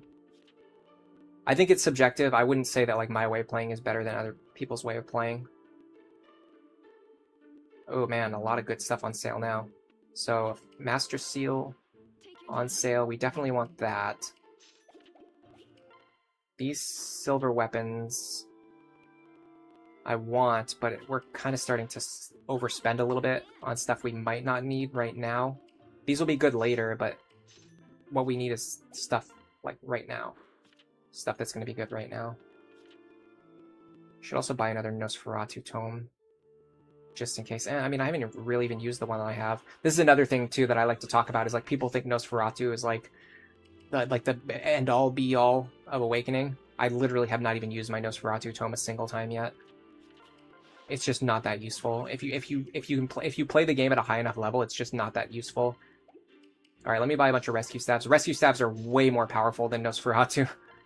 Like I'm constantly burning through rescue staffs. Nosferatu, whatever.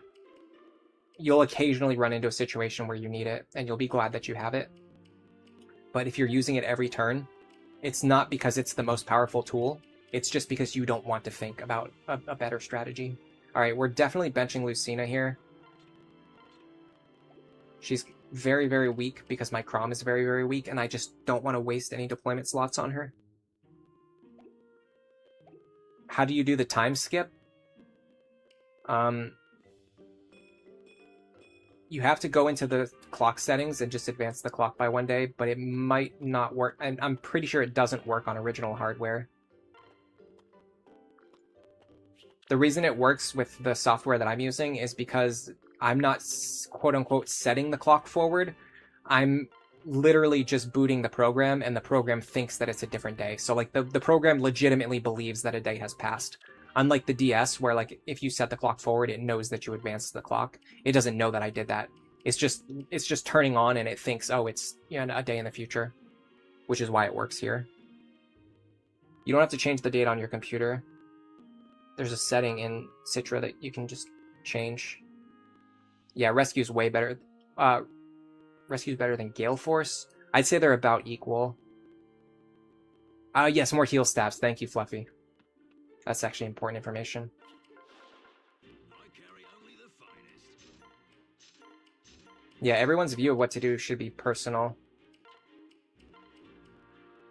You'll notice even when I argue with people's opinions on like certain things, I generally don't tell people what they should do. I mostly argue from a position of, number one, what I enjoy doing personally, what I believe is effective, but other people might find other things to be effective. And sometimes if something is just like objectively just like a fact, like if somebody's using the wrong definition for something, although someone has made a very good argument that you should never argue with another person about the definition of a word because it's a pointless waste of time. And I do agree with that, but it's very easy to forget that.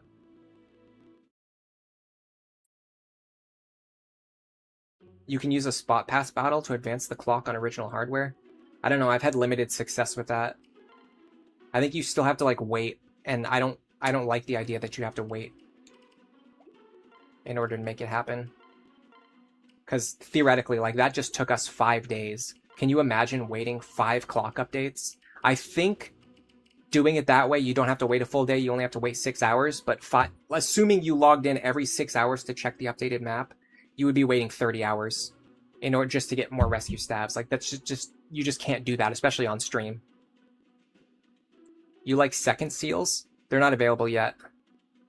I also think that you get a pretty limited amount of value from rescue seals.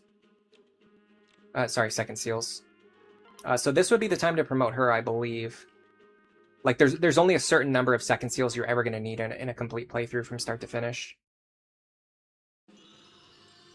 And getting them early is kind of nice, but then you'll get other ones later on to make up for them. So, and you don't get like the full amount back. You get like half of the value back if you buy too many too early.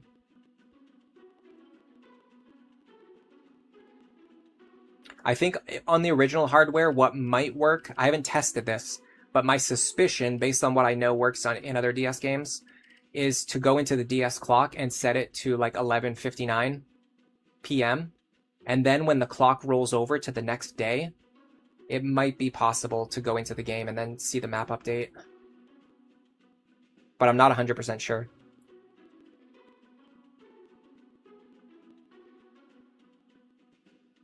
Krios, welcome to the stream. You actually had a debate on the definition of social media the other day. In the end, you actually ended up agreeing because you found a paper that officially and literally laid out the definition and the concept. It was like a 10-page long definition. Yeah.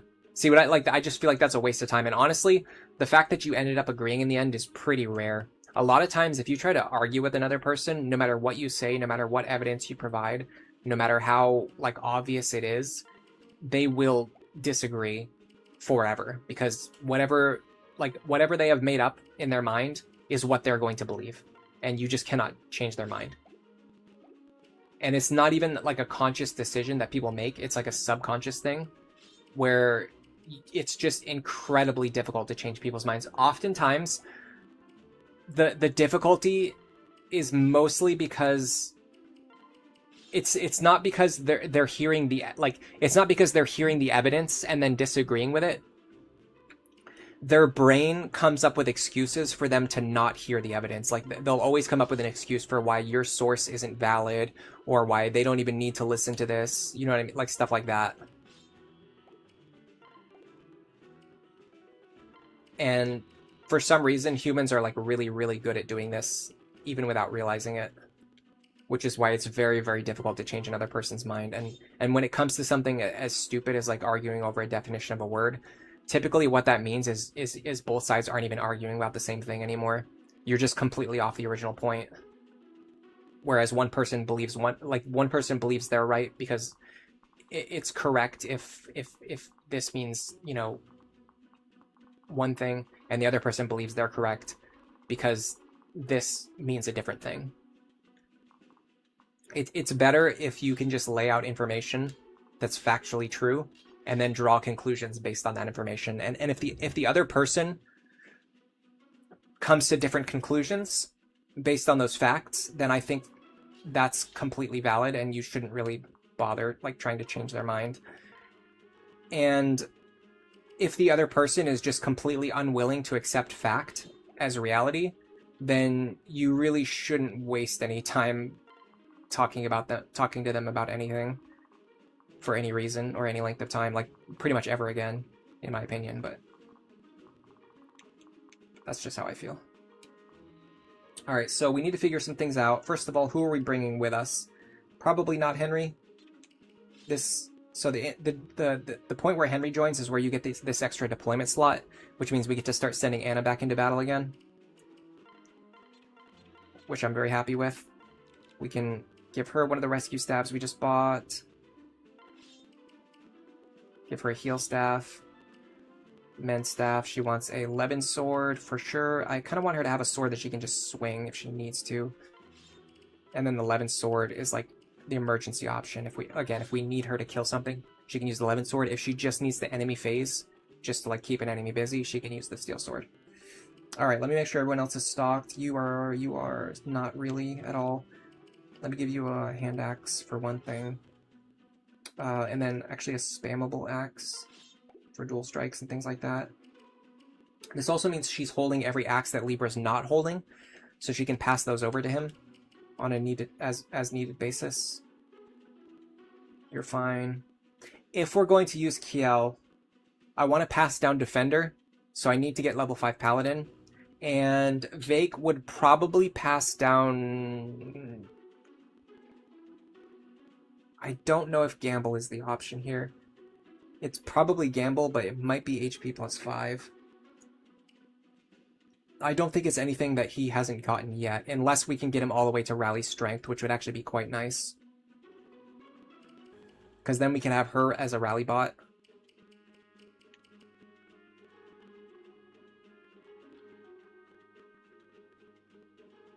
You like Lonku, Rickon, and Kellum as fathers for Noir.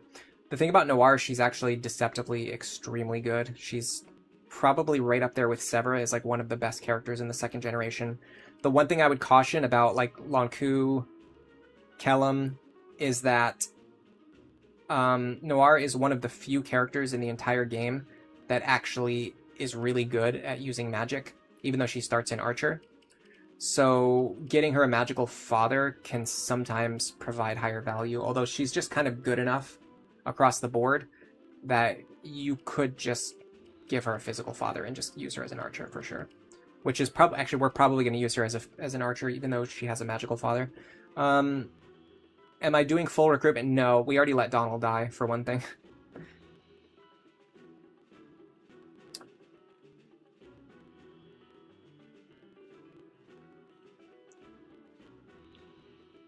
You're wondering about Frederick Noir? I'm not sure. I haven't thought about it, really.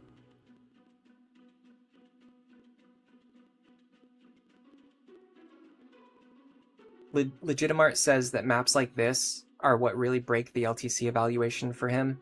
It's more impressive to route the layout and get all of the treasure chests than just boss skip it, yeah. Or, here's the thing though, even if you're just trying to get all the chests and beat the map as fast as possible, I don't know, I don't want to get into this whole discussion, but here's my thing. At a certain point, the only way to reduce, like, once you're good enough at the game and you've reduced the turn count as low as you can with your skill level, the only way to reduce the turn count any further is to get lucky or to rig critical hits. And those two concepts have absolutely nothing to do with unit viability or player skill. So this obsession with using like low turn count as a metric for anything has just always been ridiculous to me personally. Because what does it mean? It means that you're one of the players who has like something in like the top, 10% of player skill, and then you wasted enough time to just do it over and over again until you got a lucky run that beats it in 3 turns instead of 4 turns. Because any of like the top 10% players could do that as long as they just did it, as long as they just got a lucky attempt and were willing to take however much time it takes to get the 3-turn clear instead of the 4-turn clear. It just doesn't have anything to do with anything skill related. What do you suggest doing with child units in a no grind setting? I think you can pick 1 child unit and make them work in no grind. Sometimes 2. Keep in mind this comes with their support partner as well. So like if we're going to use Noir, we should probably pick a male character to pair up with her, but we don't necessarily need to train that male character. It just needs to be someone who can pair up with her. So in no grind, you typically want to pick either 1 or 2 child units, and you want to heavily focus into them. You need to plan out what you're doing with that kid from the very start of the run, and make sure you put a lot of thought, effort, and resources into getting them ready as soon as possible so that you can deploy them as soon as possible. And you need to make sure that the build you get from them is going to be better than what their parents would have done. Or there is one other idea, which is to have two characters with rallies, pass both of them down to a child, especially if that child can get a third rally very easily. And then you can use the child as just like a 2-in-1 or a 3-in-1 rally deployment slot. Those are, in my opinion, the two ideas. All right, we're in an interesting spot here. Again, we're kind of lacking for flyers. This is where having a trained Sumia or not having Frederick and Cordelia paired together goes a long way. Let me see the viability of the Beast Killer here. We should have two.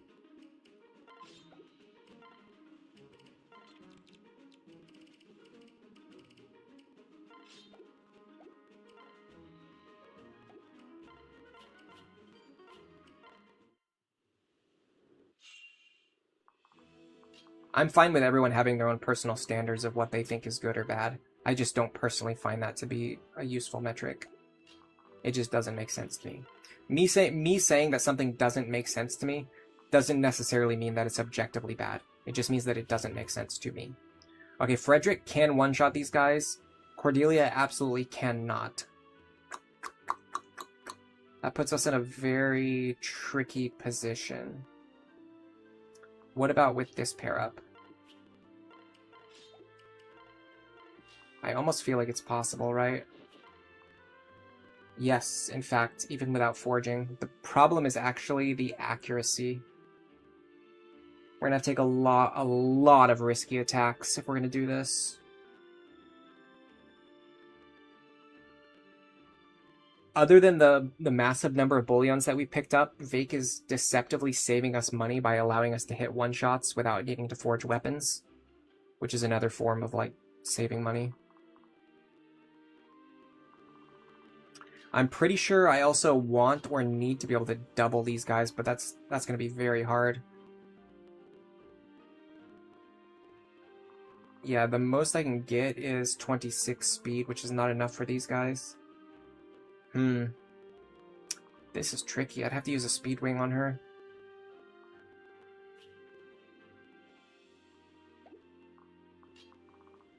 So in theory,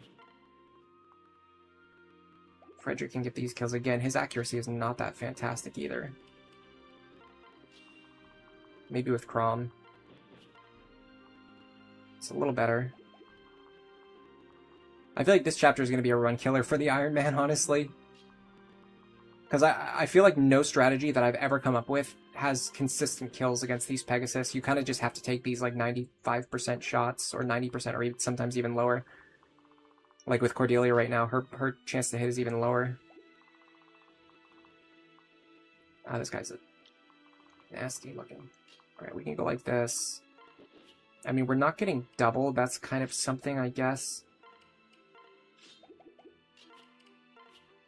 In theory, we could maybe get dual strikes. I don't think this works. I don't think we win with this opener, but I just want to test some stuff out. I want to see what the top side looks like.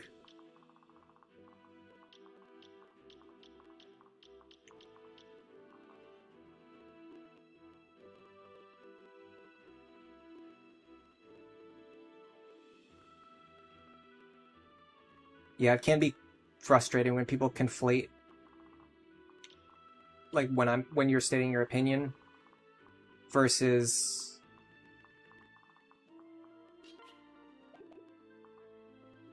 when you're just, I don't know, when you're saying something as fact, like versus opinion.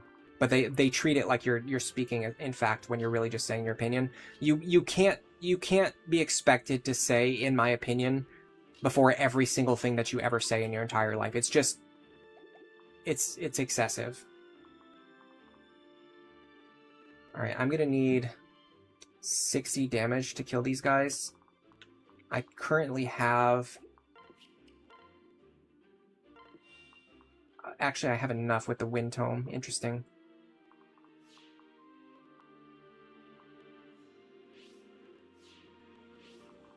If I stand here, I think I can fight everything.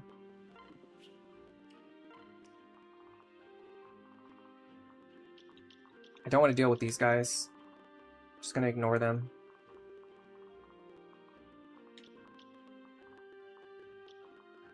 Don't think there's any way to pull that guy away separately.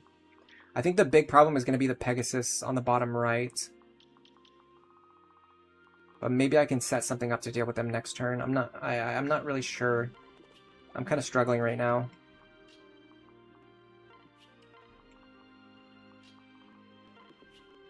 Gotta be careful that square is actually threatened.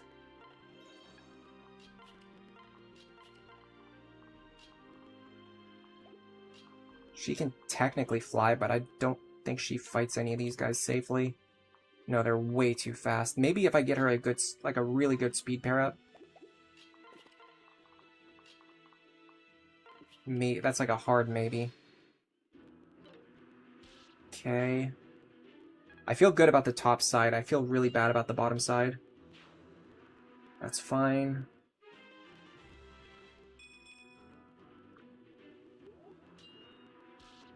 You think Zelch is overrated? I don't know about that.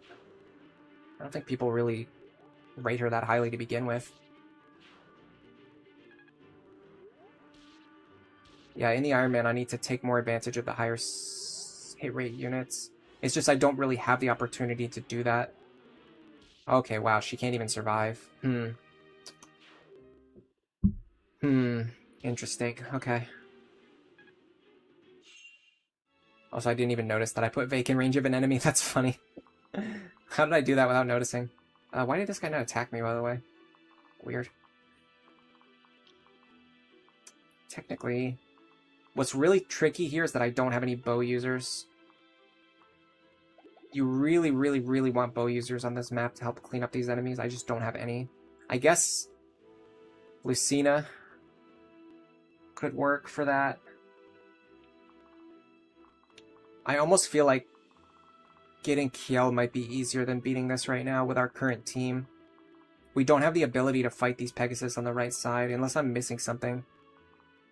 If I get her a speed pair up, I mean, it's like you can fight one of them, but there's three.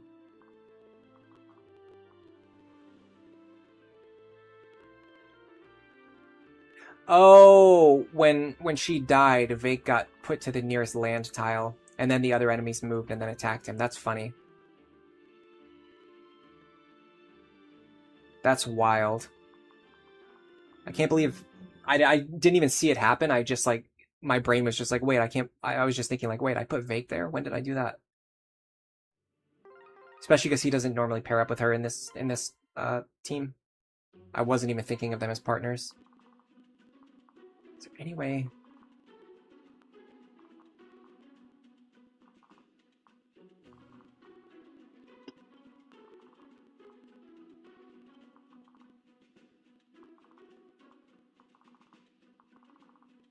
Seven. 1, 2, 3, 4, 5, 6, 7. Okay, we're gonna have to start somewhere up here to begin with. So we're gonna have to use Anna for this. You here. I think Crom Fred works. I don't know if Vaike Cordy is still the play, but I don't see a better way.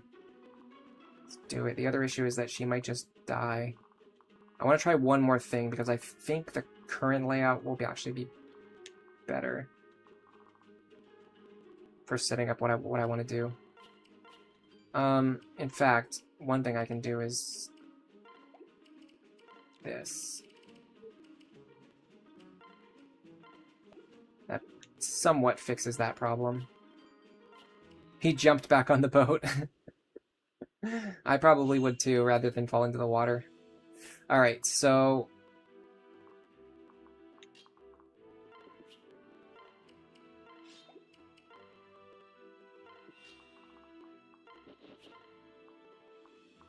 this accuracy is atrocious. Okay, we got that guy. In theory, we should be able to get the other two. I should also do this before I move these characters. That's a bit of a misplay. I don't think it helps hit rate. Actually, seems like it does. I don't think I knew that.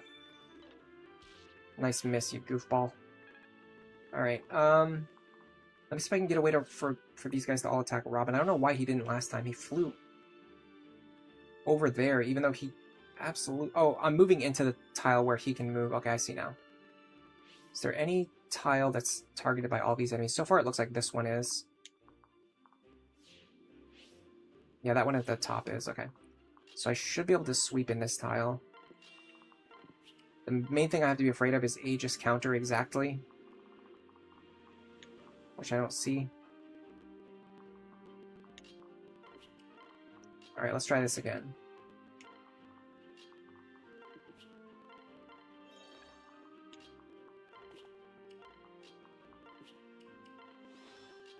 Could also do things like Rally Magic, Rally Luck, etc. Better than I'm not doing it at all first, but... Not even that I'm not doing it optimally, I'm just not doing it. I'm really bad at rally play. It's easily my weakest skill. I generally don't plan characters with the expectation that they're going to get rallies.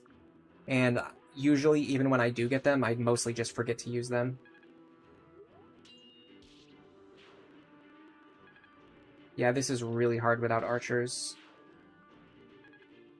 The thing is, I don't think we can get Noir right now. It's very difficult to recruit her early on. Her paralog is just so difficult.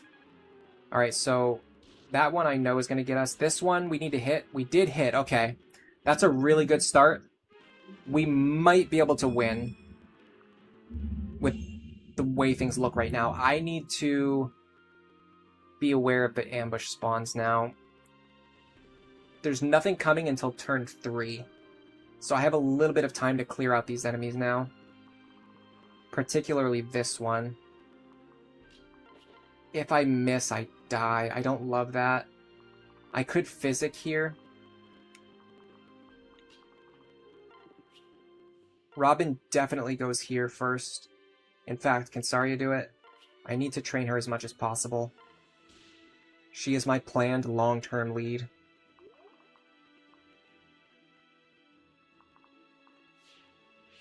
I'll be very careful with these guys. Okay, I can dance here for sure. Okay, the question is this guy. You can reach, but you don't have pass. You can't reach. Okay, in theory, whoever attacks from here should be safe. They only need, like, 13 speed, which actually Rickon can do without even pairing up. Problem is, his damage is not there. And the enemy also has Aegis. Of course they have Aegis. I could go for dual strikes.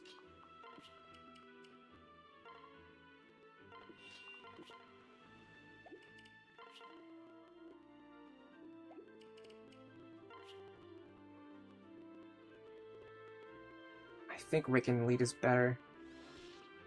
Yeah. Those Lisa dual strikes hit pretty hard too. Alright, so now we need to block that tile in front of them. And we need to make sure that we one-shot at least this guy.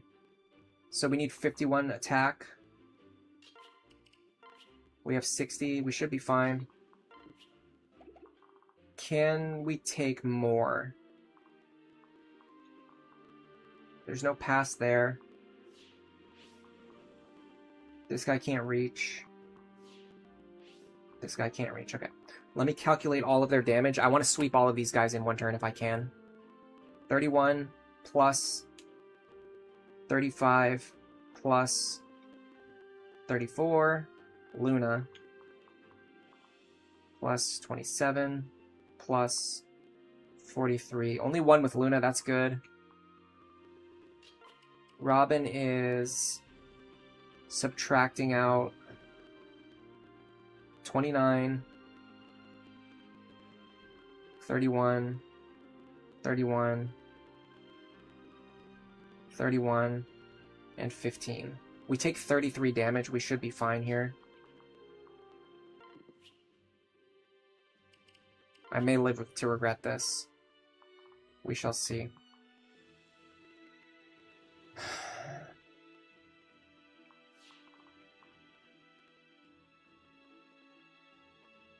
I do see the value in casting Physic here.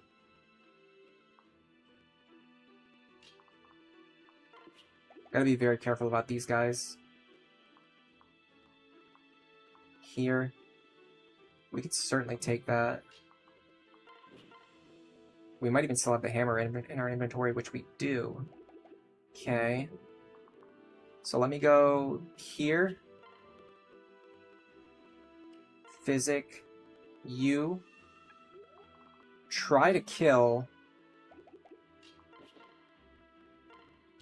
Got the kill, okay. If we missed there, I would have used Anna's rescue staff to pull her back to safety, and then that enemy would have attacked Robin and died from attacking Robin. So we had a bailout plan in place there.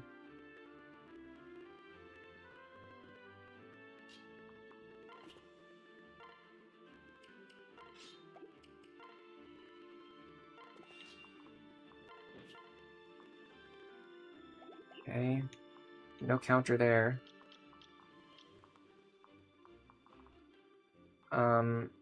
This guy's range is overlapping with you. I do not want to enemy phase you. So we're going to have to just go here. Equip the hammer. Now, what should these two be doing? I think they need to get healed. I gotta be careful because he's in range of something. But it's just a guy with a silver lance, which he should be able to take. They're going to attack another character anyway. But this is a good opportunity to heal him, so I want to take it. Without burning physics stabs either. Okay, that's a really good interaction.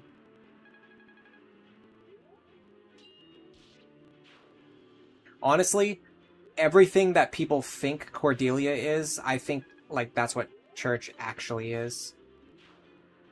Because Cordelia, even though she joins at a higher level than Sumia, she still requires training to get going. Church is the one who joins even later, but she's actually the one who can kind of work right away without requiring any babying. You do still need to train her, but you don't need to, like, baby her. And she can do everything that she needs to do. Okay. This turn, there are Pegasus spawning from here. And they will have ranged weapons. One of them has a ranged weapon, the other ones do not. To that end, I'm going to go like this. And just have the Beast Killer equipped. That's kind of enough to do what I need to do. Now, I'd like to get Robin back to the left ASAP. For many reasons.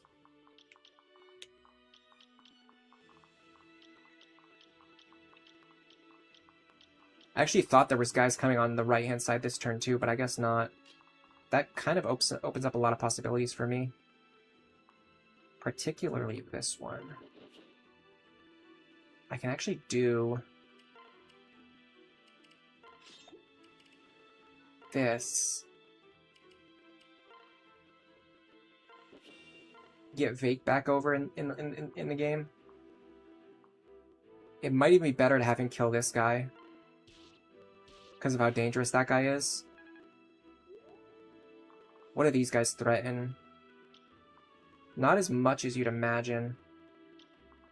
The bigger issue is actually these guys behind them. You don't really want to provoke those guys. You're really only threatening Vaike, who's actually completely fine here.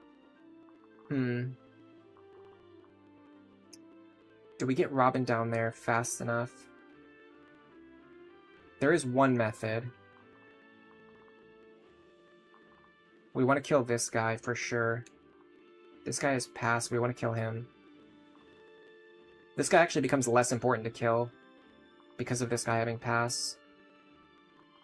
Because he would have to go 1, 2, 3, 4, 5, 6, 7. I mean, that's still pretty far. But we could go here. So let me try this. Boost Robin over.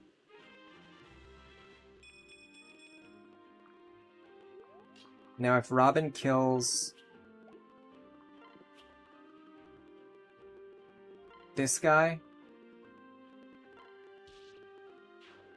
that should protect everyone up north. Then it's just a matter of getting those characters up there, which actually Anna's in a pretty precarious spot. She can actually just easily be danced for, though. So that solves that problem. What would you like to do? Fight him, right?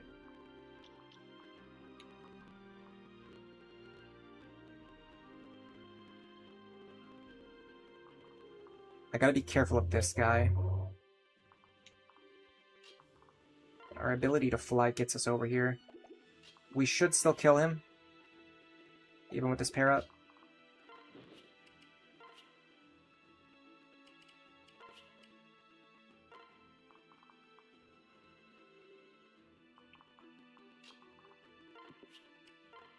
I want you two to be ready. Alright, Frederick, do your thing, please.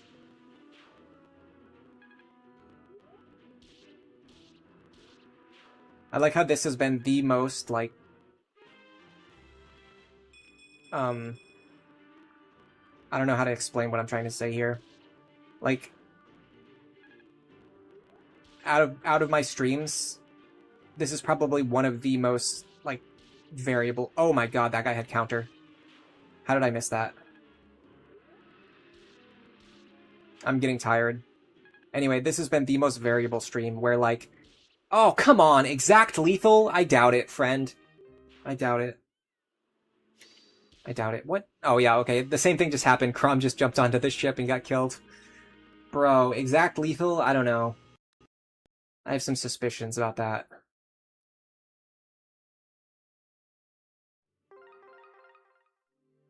I'm fairly sure I could have easily given him a defense tonic, too. What was the other thing? Can someone remind me what was the other thing I said I was going to do if I had to reset? I know I said something. I was like, if I have to reset, there's something I'm going to do, but I don't remember what it was. I could forge some hit onto one of these beast killers, but that's a stupid waste of money.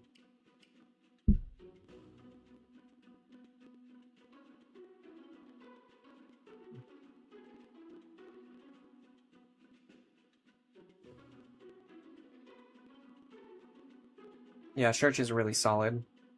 She's good as a filler. She's good as a backpack. If you do use her, you notice she's leveling up very fast. She's actually leveling up quickly. And her stats, she has Lunatic plus, Lunatic mode boosted stats, too.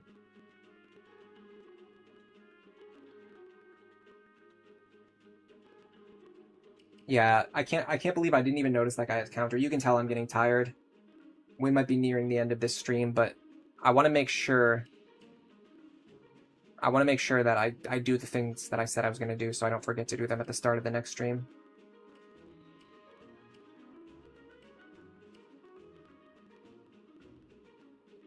Yeah, it's still really impressive that he survived that counter. It's because HP is the most valuable stat for playing around counter. Gosh, I can't remember what I said I was going to do. I can't... What am I missing here?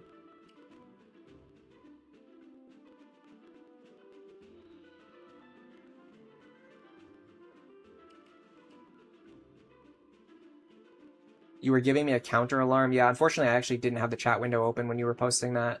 Ugh.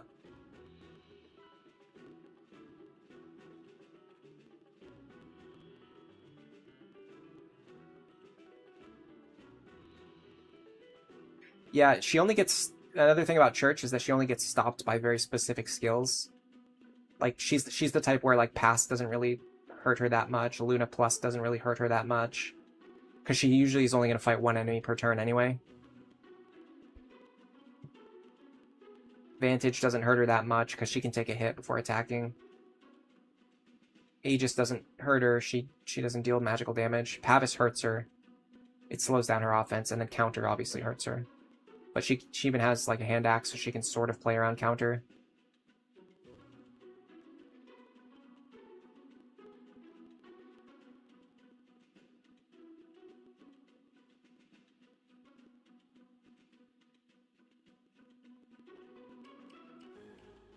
You think it's not impressive because anyone with over 60 HP can tank one counter blow? Buddy, how many characters do you see here with over 60 HP? Vaike is the only one. That's why it's impressive, other than Robin, who's like hyper-trained. Vaike is the only unit who follows like a normal training curve and gets like 70 HP this early in the game. The other ones won't reach these benchmarks until way, way, way later. So they're not going to be able to play around counter during these crucial maps where you need them to. Alright, nobody is reminding me of the thing that I forgot to do, or I think that I need to do, but maybe I'm just thinking of nothing. So, unfortunately, I think I'm going to save this for another stream. I can tell that I don't have the level of focus needed to keep playing the game and interact with chat. Plus, I kind of got like more grouchy and grumpy over time on this stream because I got more tired. I woke up early this morning. I'm also more of a morning person, so like I was cheerful in the morning, but after lunchtime, I gradually start to get like in a worse mood and get more tired and get more grumpy. So that's what we're seeing here. Anyway, thank you for Skywing for being here. Thank you, Red Watcher, Krios, Legitimart, Tricky, Rodolfos, So, Graybell, Ryan Domalewski, Brozo Mickey, Hoshino Tokokoro, Asius, Einsvei Die Wer. Is it where? I don't know, I'm not good at German either. Riversome, Mr. Bushranger, Nodot, Urgent Eagle, Browser Jr., Scuba Luigi, Blanker, Sleepy Dino, Snow Warning, Iku Larg, Devin, the Prince of Art, Yangu, Wakiaki, Io Camellia, Justin Link, Olerin, Ash, yes, I'm still going, Kaio, Stereo Z, Ladog, 1337, also known as Leet, Snidless, Relic Vapor, Matias Torres, Aspiring Girl 4422. What are you aspiring to? Kunai Cat, Graded Shtick, Super Stark, Kin, maybe, or K1, and Fluffy, Sukasa Adventure, Anfaresi, or Nanfaresi, could be either. Help, I392, I've seen that one a couple times now. It's the kind of username that you don't easily forget. Milk Toast, 6769. This is the upside of being really tired, is like everything's very funny to you. Estebaneter, 2359. Casey Cat. Why is Casey Cat at the very bottom of the list? I feel like they chat way more than that. Alpha C, Handicap Gaming, and Claude Prizer. Thank you all. If anybody did not appear on that list, it's because you did not talk more than the top 50 people. Ooh, Graybell, thank you for the $10 super chat. That is actually very helpful. Yeah, that's a lot of lurkers. We get a lot of lurkers in here. And what's really cool is now I know how to see them. I can see them now. I can see I can see the lurkers. Goodbye, Sleepy Dino. Have a great day. Nice stream. Thank you. Have a nice meal. I'm gonna have to find something to eat, and then I'm gonna have to stay up long enough to not have digestion issues. So I've got two problems to solve now. Yeah, that's a lot of lurkers. All right. Yeah, thank you for the $10. That's actually meaningful. Maybe I'll go buy something for lunch so I don't have to cook something. I feel like it takes the same amount of time though. If I order food and then I go pick it up, I could cook myself food in the same amount of time, but on the other hand, I don't have to cook, so. And there's nobody else here, so I'm only cooking for myself, which is less fun. I like cooking for other people. Anyway, I am going to go solve every problem in my life and live happily ever after, and I hope all of you do the same. For now, enjoy the rest of your day.